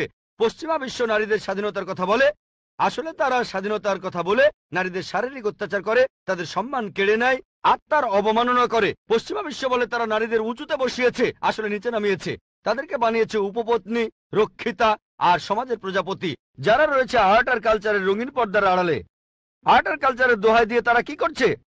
তাদের মেয়েদের বিক্রি করছে তাদের মায়েদের। তারা নাকি মেয়েদের উপরে তুলছে। সাধারণত বেশিরভাগ অ্যাডেই দেখবেন নারী আছে, পণ্যটার সাথে নারীর হয়তো কোনো সম্পর্কই নেই। মোটরসাইকেলের বেশিরভাগ অ্যাডে দেখবেন মেয়ে আছে। কতজন মেয়ে মোটরসাইকেল চালায়? কতজন? কিন্তু অ্যাডে মেয়ে থাকবেই। তারপর মোটর গাড়ির অ্যাডে, সেখানেও মেয়েদের দেখবেন। আমার এক বন্ধু একবার বলেছিল যে বিএমডাব্লিউর একটা খুব বিখ্যাত অ্যাড, মার্সিডিজ বেঞ্জ খুব ভালো গাড়ি, তরুণদের প্রিয় হলো বিএমডাব্লিউ, এর স্পিড বেশি, পিকআপও ভালো। তো বিএমডাব্লিউর একটা অ্যাডে বিকিনি পরা একটা মেয়ে দাঁড়িয়ে আছে, বিএমডব্লিউ গাড়ির সামনে, আর নিচে লেখা এখনই চালানো শুরু করুন। কাকে? মেয়েটাকে না গাড়িটাকে? বিক্রি করছে মেয়েদের, বিক্রি করছে মায়েদের। ইসলাম ধর্মে নারীদেরকে সম্মান করি, মায়েদের সম্মান করি, বোনদের সম্মান করি, মেয়েদের সম্মান করি, তাদের শ্রদ্ধা করি, তাদের ভক্তি করি। আমার ভিডিও ক্যাসেট দেখেন, ইসলামে নারীর অধিকার। আশা করি উত্তরটা পেয়েছেন। এবারের প্রশ্ন মহিলাদের মধ্য থেকে। গুড ইভিনিং স্যার, আমি লক্ষ্মী আইয়ার। স্যার, আমি হিন্দু, তবে ইসলাম ধর্মে বিশ্বাস করি। আমি ইসলাম বিশ্বাস করি কারণ আমি সেরকম কিছু প্রমাণ পেয়েছি। স্যার, আপনি বললেন আল্লাহ একজন, ধর্মও একটা। এখন আমি তিনজন মানুষের উদাহরণ দেই, একজন হিন্দু, আরেকজন মুসলিম, অন্যজন খ্রিস্টান। ধরেন এই তিনজন একসাথে আছে। এখন তাদের শরীর যদি কেটে ফেলা হয়, সেখানে আপনি কি দেখতে পাবেন? শুধু রক্ত, শুধু রক্তই পাবেন। দুধ পাবেন না, পানি পাবেন না, শুধু রক্তই পাবেন। এখন সব মানুষের শরীরে যদি একই রক্ত থাকে, তাহলে মৃতদেহ সৎকারের নিয়মটা আলাদা কেন? মুসলিমরা তারা কবর দেয়, আর হিন্দুরা আমরা মৃতদেহ পুড়িয়ে ফেলি। বোন বললেন আপনি ইসলাম ধর্ম পছন্দ করেন, ইসলামে বিশ্বাসও করেন। আপনাকে অভিনন্দন, আর এই শান্তির ধর্মে আপনাকে স্বাগতম, সত্যের পথে আপনাকে স্বাগতম। বোন প্রশ্ন করলেন যে তিনজন হিন্দু, খ্রিস্টান, মুসলিম, সবার শরীর একই রকম, একই রক্ত, একই উপাদান, কিন্তু আমরা মারা গেলে হিন্দুরা কেন পুড়িয়ে ফেলে আর মুসলিমরা কেন কবর দেয়? আসুন আমরা এটা ভালো করে দেখি। আপনি দেখেন কোন পদ্ধতিটা ভালো। হিন্দু ধর্মে কবর দেওয়ার অনুমতিও আছে শিশুদের ক্ষেত্রে, কিন্তু প্রাপ্তবয়স্ক লোক মারা গেলে তারা বলেন পুড়িয়ে ফেলতে হবে, দাহ করতে হবে। অবশ্য হিন্দুদের কেউ কেউ বলেন যে কবর দিতে হবে। আসুন আমরা এখন ভালো করে দেখি যে শবদেহ, মৃতদেহ পোড়ানো আর কবর দেয়া। এখানে আপনি দেখবেন যখন আপনি কোনো মৃতদেহ পোড়াবেন তখন পরিবেশ দূষিত হচ্ছে। মৃতদেহ পোড়ালে পরিবেশ দূষণ হয়। ইসলাম ধর্মে আমরা কবর দেই কেন? এখন আমরা জানতে পেরেছি আমাদের শরীরে যে উপাদানগুলো আছে, এই পৃথিবীর মাটিতে যে উপাদান আছে, আমাদের শরীরেও একই জিনিস, পরিমাণে হয়তো কম অথবা বেশি। আমরা মাটি থেকে এসেছি, আবার মাটিতেই ফিরে যাব, বিজ্ঞানসম্মত। এটা হচ্ছে 1 নম্বর পয়েন্ট। দাহ করলে আগুন ধরানো হয়, পরিবেশ দূষিত হয়। ইসলাম অনুযায়ী আমরা কবর দেই আর জমি উর্বর হয়, পোড়ানো হয় না বলে পরিবেশ দূষিত হয় না। 2 নম্বর পয়েন্ট, মৃতদেহ পোড়াতে গেলে আপনাকে গাছ কাটতে হবে, গাছপালা কমে যাবে, পরিবেশের অবস্থা তখন খারাপ হয়ে যাবে। ইসলাম অনুযায়ী আমরা কবর দেই, জমি উর্বর হয়, আরো গাছ জন্মায়, এটা তখন হয়ে যায় সার। এখানে গাছ কাটার দরকার নেই, পরিবেশের জন্য ভালো। আমাদের সরকার এখন বলে গাছ কাটবেন না। গাছ না কাটলে মৃতদেহগুলো পোড়াবেন কিভাবে? 3 নম্বর পয়েন্ট, পোড়ালে খরচ বেশি। ইন্ডিয়ার পরিসংখ্যান অনুযায়ী প্রতি বছর হাজার হাজার লক্ষ লক্ষ কোটি টাকা খরচ হয়ে যাচ্ছে। প্রতিদিন কোটি কোটি টাকা খরচ হচ্ছে, প্রতি বছর লক্ষ লক্ষ কোটি টাকা খরচ হচ্ছে শুধু গাছের পেছনে আর মৃতদেহ পোড়ানোর পেছনে। ইসলাম অনুযায়ী আমরা কবর দেই, এটা সস্তা, ফ্রি। 5 নম্বর পয়েন্ট, মৃতদেহ পোড়ালে গাছের কাঠ পুড়ে হয়ে যায় চারকল, ছাই। ইসলামে একটা জায়গায় কাউকে কবর দিলে কয়েক বছর পরে সেখানে আরেকজনকে কবর দেয়া যাবে, এটা সব সময় চলবে। আপনি রিসাইকেল করতে পারবেন। একই জমি কয়েক বছর পরে মৃতদেহের হাড় গোড়া আলাদা হয়ে গেলে আবার কবর দিতে পারবেন। তাহলে যুক্তি আর বিজ্ঞান দিয়ে যদি যাচাই করেন, এটাই বিজ্ঞানসম্মত, অনেক মানবিক, অনেক ভালো। কবর দেয়া পোড়ানোর চাইতে অনেক ভালো। আশা করি উত্তরটা পেয়েছেন। আমার নাম বিনয় কুমার, আমি একজন আর্টিস্ট, একজন পেইন্টার। আপনাকে আমি একটা প্রশ্ন করব যে আপনার ওয়েবসাইটে 2টা যুক্তি দেখিয়েছিলেন যে মোহাম্মদ বাইবেল থেকে কিছু কপি করেননি অথবা অন্য কোনো বই থেকেও কপি করেননি।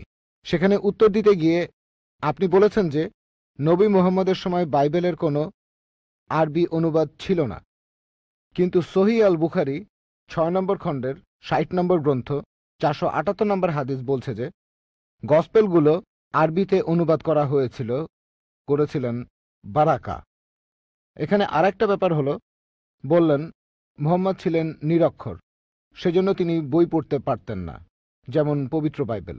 কিন্তু আমি এই উত্তরে সন্তুষ্ট নই, কারণ অন্যান্য ধর্মগ্রন্থের কথাগুলো ধার করার জন্য মুহাম্মদকে শিক্ষিত হওয়ার কোনো প্রয়োজন নেই। সেখানে প্রয়োজন ছিল যে মুহাম্মদ সেগুলো শুনবেন আর নিজের ইচ্ছে মতো বেছে নেবেন। এই কথাগুলো শোনার পরে মুহাম্মদ সেগুলো সংশোধন করেছেন। তারপর তিনি ধর্মীয় আবরণে সেটাকে ঢেকে দিয়েছেন আর দাবি করেছেন এটা আল্লাহর আসমানি কিতাব। ভাই, আপনি খুব সুন্দর প্রশ্ন করেছেন। আমাদের ওয়েবসাইটে গিয়েছেন শুনে খুব ভালো লাগছে। ইনশাল্লাহ আপনি সত্যের পথে আসবেন। আমার ধারণা আপনি খ্রিস্টান। আপনার নাম হলো বিনয় কুমার, মনে হচ্ছে আপনি খ্রিস্টান।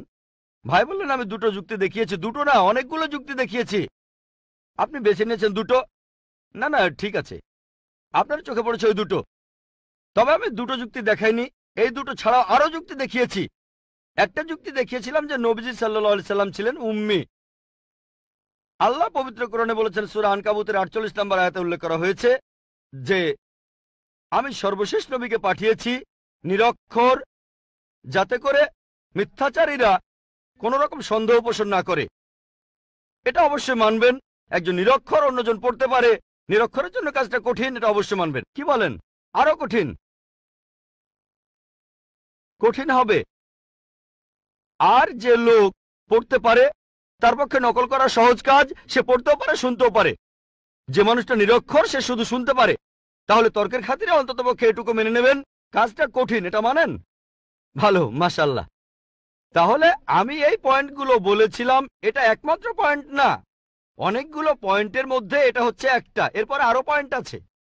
আরেকটা কথা আপনি বললেন, আমি বলেছি তখন বাইবেলের আরবি সংস্করণ ছিল না, আমি এখনো সে কথাই বলছি। আপনি বললেন সহিহ বুখারীর 8 নম্বর খণ্ডে আছে যে বারাকা, হ্যাঁ, গসপেল সম্পর্কে তিনি জানতেন। কোথাও বলা নেই তিনি অনুবাদ করেছিলেন। ভাই, আমি চ্যালেঞ্জ করছি, আপনাকে চ্যালেঞ্জ করছি, আমি খ্রিস্টানদের কথাই বলছি। প্রথমবার বাইবেল লেখা হয়েছিল সেটা ছিল 10ম শতাব্দীতে। তার মানে খ্রিস্টান বিশেষজ্ঞরা অনেক দেরি করে লিখেছেন। আর বাইবেলের প্রথম আরবি অনুবাদ সেটা নবীজির কয়েকশো বছর পরের কথা। হ্যাঁ, বারাকা তিনি আসলে ছিলেন বনি ইসরাইল। তিনি খ্রিস্টান ধর্ম সম্পর্কে সে সময় জানতেন, আরবিও জানতেন। তিনি আসলে অনুবাদ করেননি, হয়তো কিছু নোট লিখেছিলেন, তবে পুরো বাইবেলের অনুবাদ অসম্ভব। সহিহ বুখারী কোনো জায়গাতেই বলছে না যে বারাকা পুরো বাইবেল অনুবাদ করেছে। আপনাকে চ্যালেঞ্জ করছি, এটা বলা আছে যে বারাকা তখন খ্রিস্টানদের আইন আর গসপেল সম্পর্কে জানতেন, হয়তো কিছু নোটও লিখেছিলেন। যদি সালমান রুশদির কথা তো শুনেছেন, সালমান রুশদির বইতেও কোরআনের আয়াত আছে, কিন্তু বইটাকে তো কোরআন বলা যাবে না। সালমান রুশদি বই লিখেছিল পবিত্র কোরআনের বিরুদ্ধে, তার সে বইতে পবিত্র কোরআনের কিছু আয়াতও ছিল, তার মানে এই না যে সেটাই কোরআন। এছাড়াও অনেক লেখক যেমন আমি অনেক বই লিখেছি, তারপর সেখানে কোরআনের কিছু আয়াতও দিয়েছি সেই বইগুলোতে। Quran modern science, women's right in Islam, এই বইগুলো কোরআন না। এটা বলতে পারবেন না যে ডক্টর জাকির নায়েক কোরআনের অনুবাদ করেছেন। আপনারা আমাদের ওয়েবসাইটে গেলে দেখতে পাবেন ডক্টর জাকির নায়েক বই লিখেছেন কোরআনের মডার্ন সায়েন্স, সেখানে অনেক আয়াতের উদ্ধৃতি দিয়েছি। সেটাকে অনুবাদ বলবেন না, এটা তো উদ্ধৃতি। আর এছাড়াও বললেন যে নবীজি মুহাম্মদ সাল্লাল্লাহু আলাইহি সাল্লাম ভুলগুলো শুধরে নিয়েছেন। আচ্ছা, আপনার পয়েন্টটা খুব সুন্দর। আমি একটা লেকচার দিয়েছিলাম Bible and Quran in the light of science. সেখানে প্রমাণ করেছিলাম যে বাইবেলের অনেক বৈজ্ঞানিক ভুল আছে। যেমন ধরেন বুক অফ জেনেসিসের 1 নম্বর অধ্যায়ে আছে, বলা হয়েছে এই বিশ্বজগৎ তৈরি হয়েছে 24 ঘন্টার হিসেবে 6 দিনে। বলা হয়েছে যে চাঁদের আলো তার নিজস্ব আলো। জেনেসিসের 1ম অধ্যায় 16 থেকে 19 অনুচ্ছেদ বলা হয়েছে যে সূর্য সৃষ্টি হয়েছে পৃথিবী সৃষ্টির পরে, পৃথিবী সৃষ্টি হয়েছে 3য় দিনে, সূর্য 4র্থ দিনে। এরকম আরো অনেক আছে। আপনি যদি বলেন নবীজি এগুলো নিয়ে শুদ্ধ করেছেন, যেমন চাঁদের যে আলো সেটা তার নিজস্ব আলো না, প্রতিফলিত আলো। পবিত্র কোরআনে সূরা ফুরকানের 61 নম্বর আয়াতে উল্লেখ করা হয়েছে যে চাঁদের আলো প্রতিফলিত আলো। কোরআন বলছে বিশ্বজগৎ সৃষ্টি হয়েছে 6টা আইয়ামে, 6টা লম্বা সময়কাল। আপনি কি তাহলে বলছেন নবীজি এই কথাগুলো শুদ্ধ করে নিয়েছেন? তিনি কি বিজ্ঞানী ছিলেন? না, এটা আল্লাহর আসমানি কিতাব। আমার পুরো লেকচারটা শোনেন, লেকচারের অংশবিশেষ শুনেই আমার কোনো একটা কথা নিয়ে মন্তব্য করবেন না, পুরো লেকচারটা আগে শোনেন। সেখানে আমি বলেছি যদি আপনার কথা মেনেও নেই, তর্কের খাতিরে যে বাইবেল থেকে নকল করেছেন তারপর শুদ্ধ করেছেন, কোন মানুষের পক্ষে কি এটা সম্ভব? 1400 বছর আগে বাইবেলের সবগুলো ভুল শুদ্ধ করবেন তিনি, সবগুলো ভুল শুদ্ধ করবেন, এটা অসম্ভব, অসম্ভব। এতে প্রমাণ হয় যে তিনি এটা লেখেননি, এটা লিখেছেন আমাদের স্রষ্টা আল্লাহ তাআলা। আশা করি উত্তরটা পেয়েছেন। হ্যাঁ ভাই, প্রথমে আপনার নামটা বলেন। আসসালামু আলাইকুম, আমার নাম ময়ূর। আমার এক অমুসলিম বন্ধুর পক্ষ থেকে একটা প্রশ্ন করতে চাচ্ছি। এটা আমার প্রশ্ন না, সে মাইকের সামনে আসতে লজ্জা পাচ্ছে। আমি কি প্রশ্ন করব? আপনার নামটা কি বললেন? ময়ূর। আমি মুসলিম হয়েছি, তবে এই প্রশ্নটা আমার এক অমুসলিম বন্ধুর। সে মাইকের সামনে আসতে চাচ্ছে না, তাই যদি অনুমতি দেন। আসসালামু আলাইকুম। এই প্রশ্নটা হলো, জাকির ভাই যেসব ভবিষ্যৎবাণীর কথা বলেছেন, এমন কি হতে পারে এই ভবিষ্যৎবাণীগুলো পরে কেউ লিখেছে পৃথিবীর বিভিন্ন ধর্মগুলোতে, যাতে করে ইসলাম ধর্মকে অন্য উপায়ে প্রচার করা যায়? ভাই খুব সুন্দর প্রশ্ন করেছেন। এটা কি সম্ভব যে এই ভবিষ্যৎবাণীগুলো সব ধর্মগ্রন্থে পরে কেউ লিখেছে? এটা কি হতে পারে? হ্যাঁ, হতে পারে। যদি পরে কেউ না লেখে, যদি ধর্মগ্রন্থটা বিশুদ্ধ হয়, তাহলে মানবেন যে এটা আল্লাহর বাণী, তাহলে নবীজিকেও মানবেন। যদি বলেন পরে কেউ লিখেছে, তার মানে আপনার ধর্মগ্রন্থ অশুদ্ধ, সেটা বাদ দিতে হবে। আপনার ধর্মগ্রন্থ বাদ দিলে একমাত্র বিশুদ্ধ ধর্মগ্রন্থ এই পবিত্র কোরআন। দুভাবেই উত্তরটা হলো কোরআন। হেড আমি জিতবো, টেল আপনি হারবেন।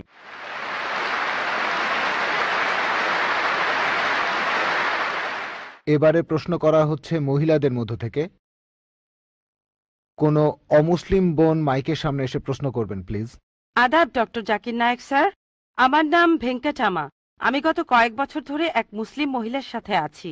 আমার প্রশ্নটা হলো, সবাই বলে কোনো ধর্মই খারাপ কথা বলে না, কিন্তু মুসলিমরা কেন অন্য ধর্মের লোকদের ইসলাম গ্রহণ করতে বলে?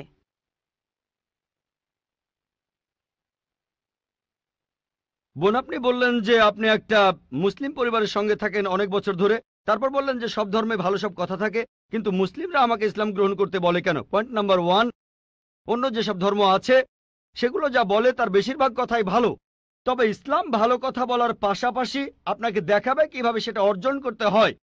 আমি উদাহরণও দিয়েছি। সব ধর্মই বলে চুরি করো না, ইসলাম একই কথা বলে, তবে ইসলাম দেখিয়ে দেয় কিভাবে সেই অবস্থানে যাবেন যেখানে কেউ চুরি করে না। জাকাত দেন, সাহায্য করেন, এরপর কেউ চুরি করলে তার হাত কেটে ফেলেন, তাহলে চুরি করা বন্ধ হয়ে যাবে, কোনো অপরাধ থাকবে না। এজন্যই আমি বলেছিলাম যে ইসলাম ভালো কথা বলার পাশাপাশি আপনাকে দেখিয়ে দেবে কিভাবে সেটা অর্জন করতে হয়। 2 নম্বর পয়েন্ট, আমি বিভিন্ন ধর্মের একজন ছাত্র হিসেবে বলছি, যদি আপনি হিন্দু ধর্মগ্রন্থগুলো মেনে চলেন, মনে হয় আপনি হিন্দু, যদি হিন্দু ধর্মগ্রন্থগুলো মেনে চলেন, যদি একজন ভালো হিন্দু হন, আপনাদের ধর্মগ্রন্থই বলছে ঈশ্বর মাত্র একজন। আমার লেকচারে অনেক হিন্দু ধর্মগ্রন্থের উদ্ধৃতি দিয়েছি, এক ঈশ্বর। আপনাদের ধর্মগ্রন্থ বলছে মূর্তি পূজা করবে না। ভগবদ গীতার 7 অধ্যায়ের 20 অনুচ্ছেদ বলছে জাগতিক আকাঙ্ক্ষা যাদের বুদ্ধিকে আচ্ছন্ন করে রেখেছে তারা নকল ঈশ্বরের পূজা করে, তারা মূর্তি পূজা করে। এক ঈশ্বরে বিশ্বাস করতে হবে। আজকে আমার লেকচারে বলেছিলাম বিশ্বাস করতে হবে অন্তিম ঋষিকে, কল্কি অবতার, যার বাবার নাম হবে বিষ্ণুইয়াস আব্দুল্লাহ, তার মায়ের নাম হবে সুমতি আমিনা। তিনি জন্মগ্রহণ করবেন শাম্বালা নামের গ্রামে মক্কা। তিনি জন্মাবেন শাম্বালা শহরের প্রধানের ঘরে, মক্কার প্রধানের ঘরে।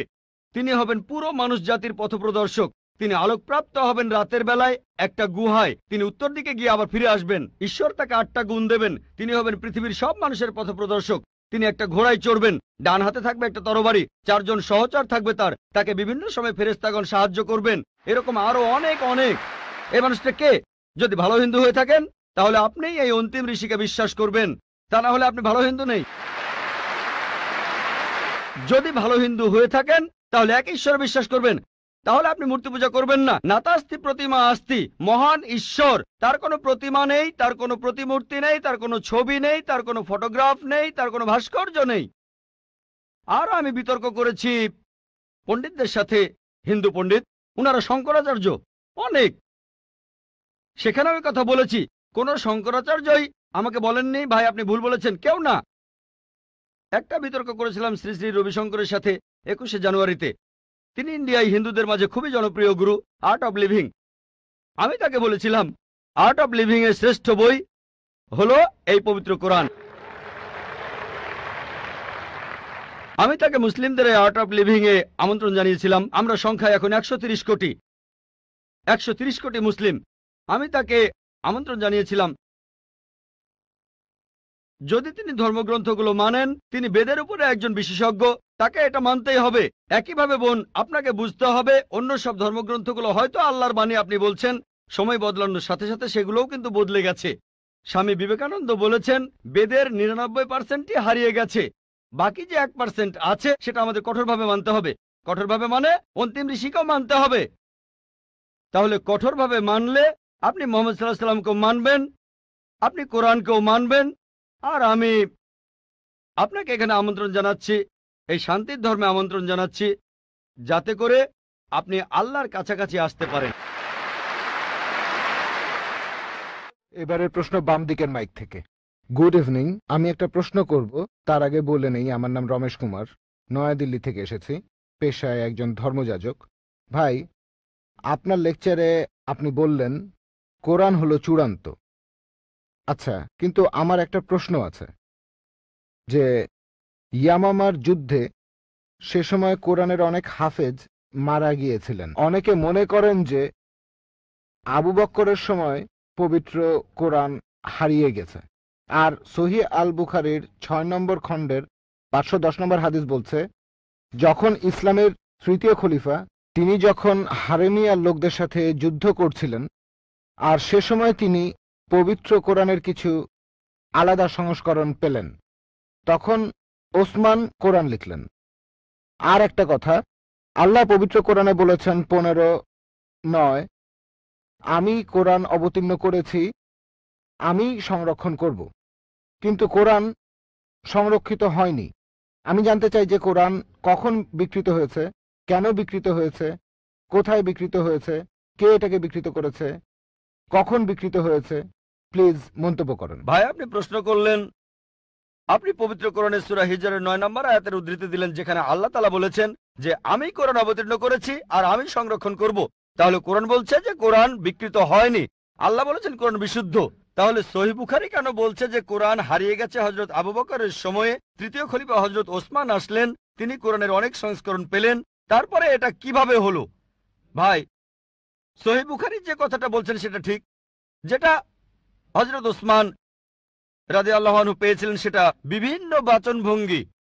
যেমন ইংরেজি ভাষায় দেখবেন অনেক বাচনভঙ্গি আছে। একই ইংরেজি সাউথ ইন্ডিয়ানরা একভাবে বলে হোয়াট ইজ ইউর নেম, কোন ইংরেজ লোক হোয়াটস ইউর নেম। হায়দ্রাবাদীদের বাচনভঙ্গিটা আলাদা, আমি সেভাবে বলতে পারবো। হিন্দি স্টাইলটা একরকম। আমার স্ত্রী বলছিল যে তুমি হায়দ্রাবাদী স্টাইলে লেকচার দাও না কেন, উর্দু স্টাইলে। নাকো,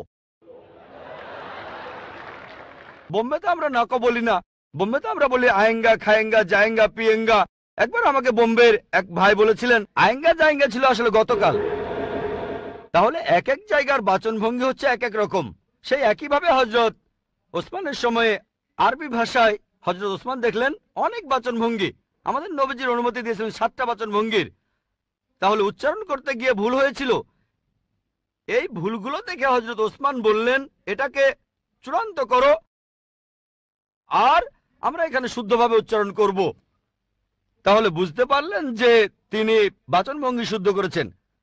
যদি কেউ বলে হোয়াট ইজ ইউর নেম, কোন ইংরেজি বলবে এ আর কেমন ইংরেজি, what is your name, what's your name. American বাচনভঙ্গি আলাদা, ব্রিটিশ বাচনভঙ্গি আলাদা, নিউজিল্যান্ডেরটা আলাদা, কিছু গ্রহণযোগ্য কিছু গ্রহণযোগ্য না। এটা হলো কারণগুলোর একটা। তিনি সংশোধন করেছিলেন বাচনভঙ্গি। 2 নম্বর, আমাদের নবীজি সাল্লাল্লাহু আলাইহি সাল্লাম যখন কোরআন নাজিল হতো তার সাথে লেখক থাকতো। নবীজি সেই সব লেখকদের তিনি যা শুনেছেন সেগুলো বলতেন, সাহাবাগণ লিখে নিতেন, নবীজি আবার চেক করতেন। এভাবে যায়েদ বিন সাবিত রাদিয়াল্লাহু আনহু তিনি ছিলেন প্রধান লেখক, আরো অনেকে ছিলেন। এছাড়াও অনেক সাহাবী নবীজির কাছে আয়াতগুলো শুনতেন, তারপর বাসায় গিয়ে মনে আছে সেটা লিখে ফেলতেন। এখানে ধরেন কেউ আমার লেকচার শুনলো, তারপর বাসায় গিয়ে লিখলো, সেটা ঠিকও হতে পারে ভুলও হতে পারে, অবিকল আমার মতো হবে না।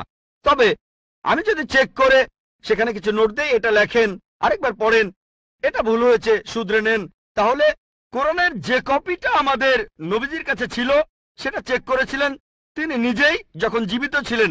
এটা দেয়া হয়েছিল তার স্ত্রী বিবি হাফসা রাদিয়াল্লাহু আনহার কাছে। তিনি ছিলেন হযরত ওমর রাদিয়াল্লাহু আনহুর মেয়ে। এটা বিবি হাফসার কাছে ছিল। পরে মানুষজন নিজে থেকেই লেখা শুরু করলো, তাদের স্মৃতি থেকে সেখানে ভুল হওয়াটাই স্বাভাবিক। পবিত্র কোরআন কিন্তু ভুল নয়, যদিও সেখানে বেশ কিছু লোকের লেখা নোট ছিল। হযরত ওসমান বললেন এখন তো মানুষ ভুল বুঝতে শুরু করবে যে এগুলোই আসল কোরআন। এখন আমি কোরআনের সঠিক কপি করব, তারপর পৃথিবীর বিভিন্ন প্রান্তে সেটাকে ছড়িয়ে দেব, আর মুসলিমরা বুঝতে পারবে যে এটাই হলো আসল। কোরআনে পরিবর্তন হয়নি।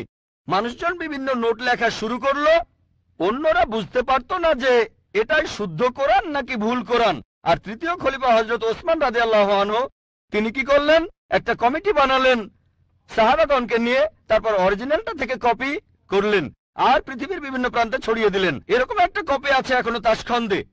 এছাড়া তুরস্কের কপটাকে মিউজিয়ামে যদি পরীক্ষা করেন অবিকল একই কথা।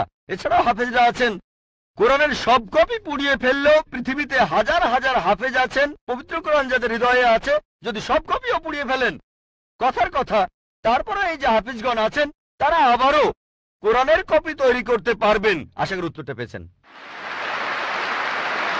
কোনো অমুসলিম বোন? গুড ইভিনিং স্যার, আমার নাম সুতপা সরকার। আমি পেশায় একজন শিক্ষিকা। আপনাকে আমি একটা প্রশ্ন করতে চাই।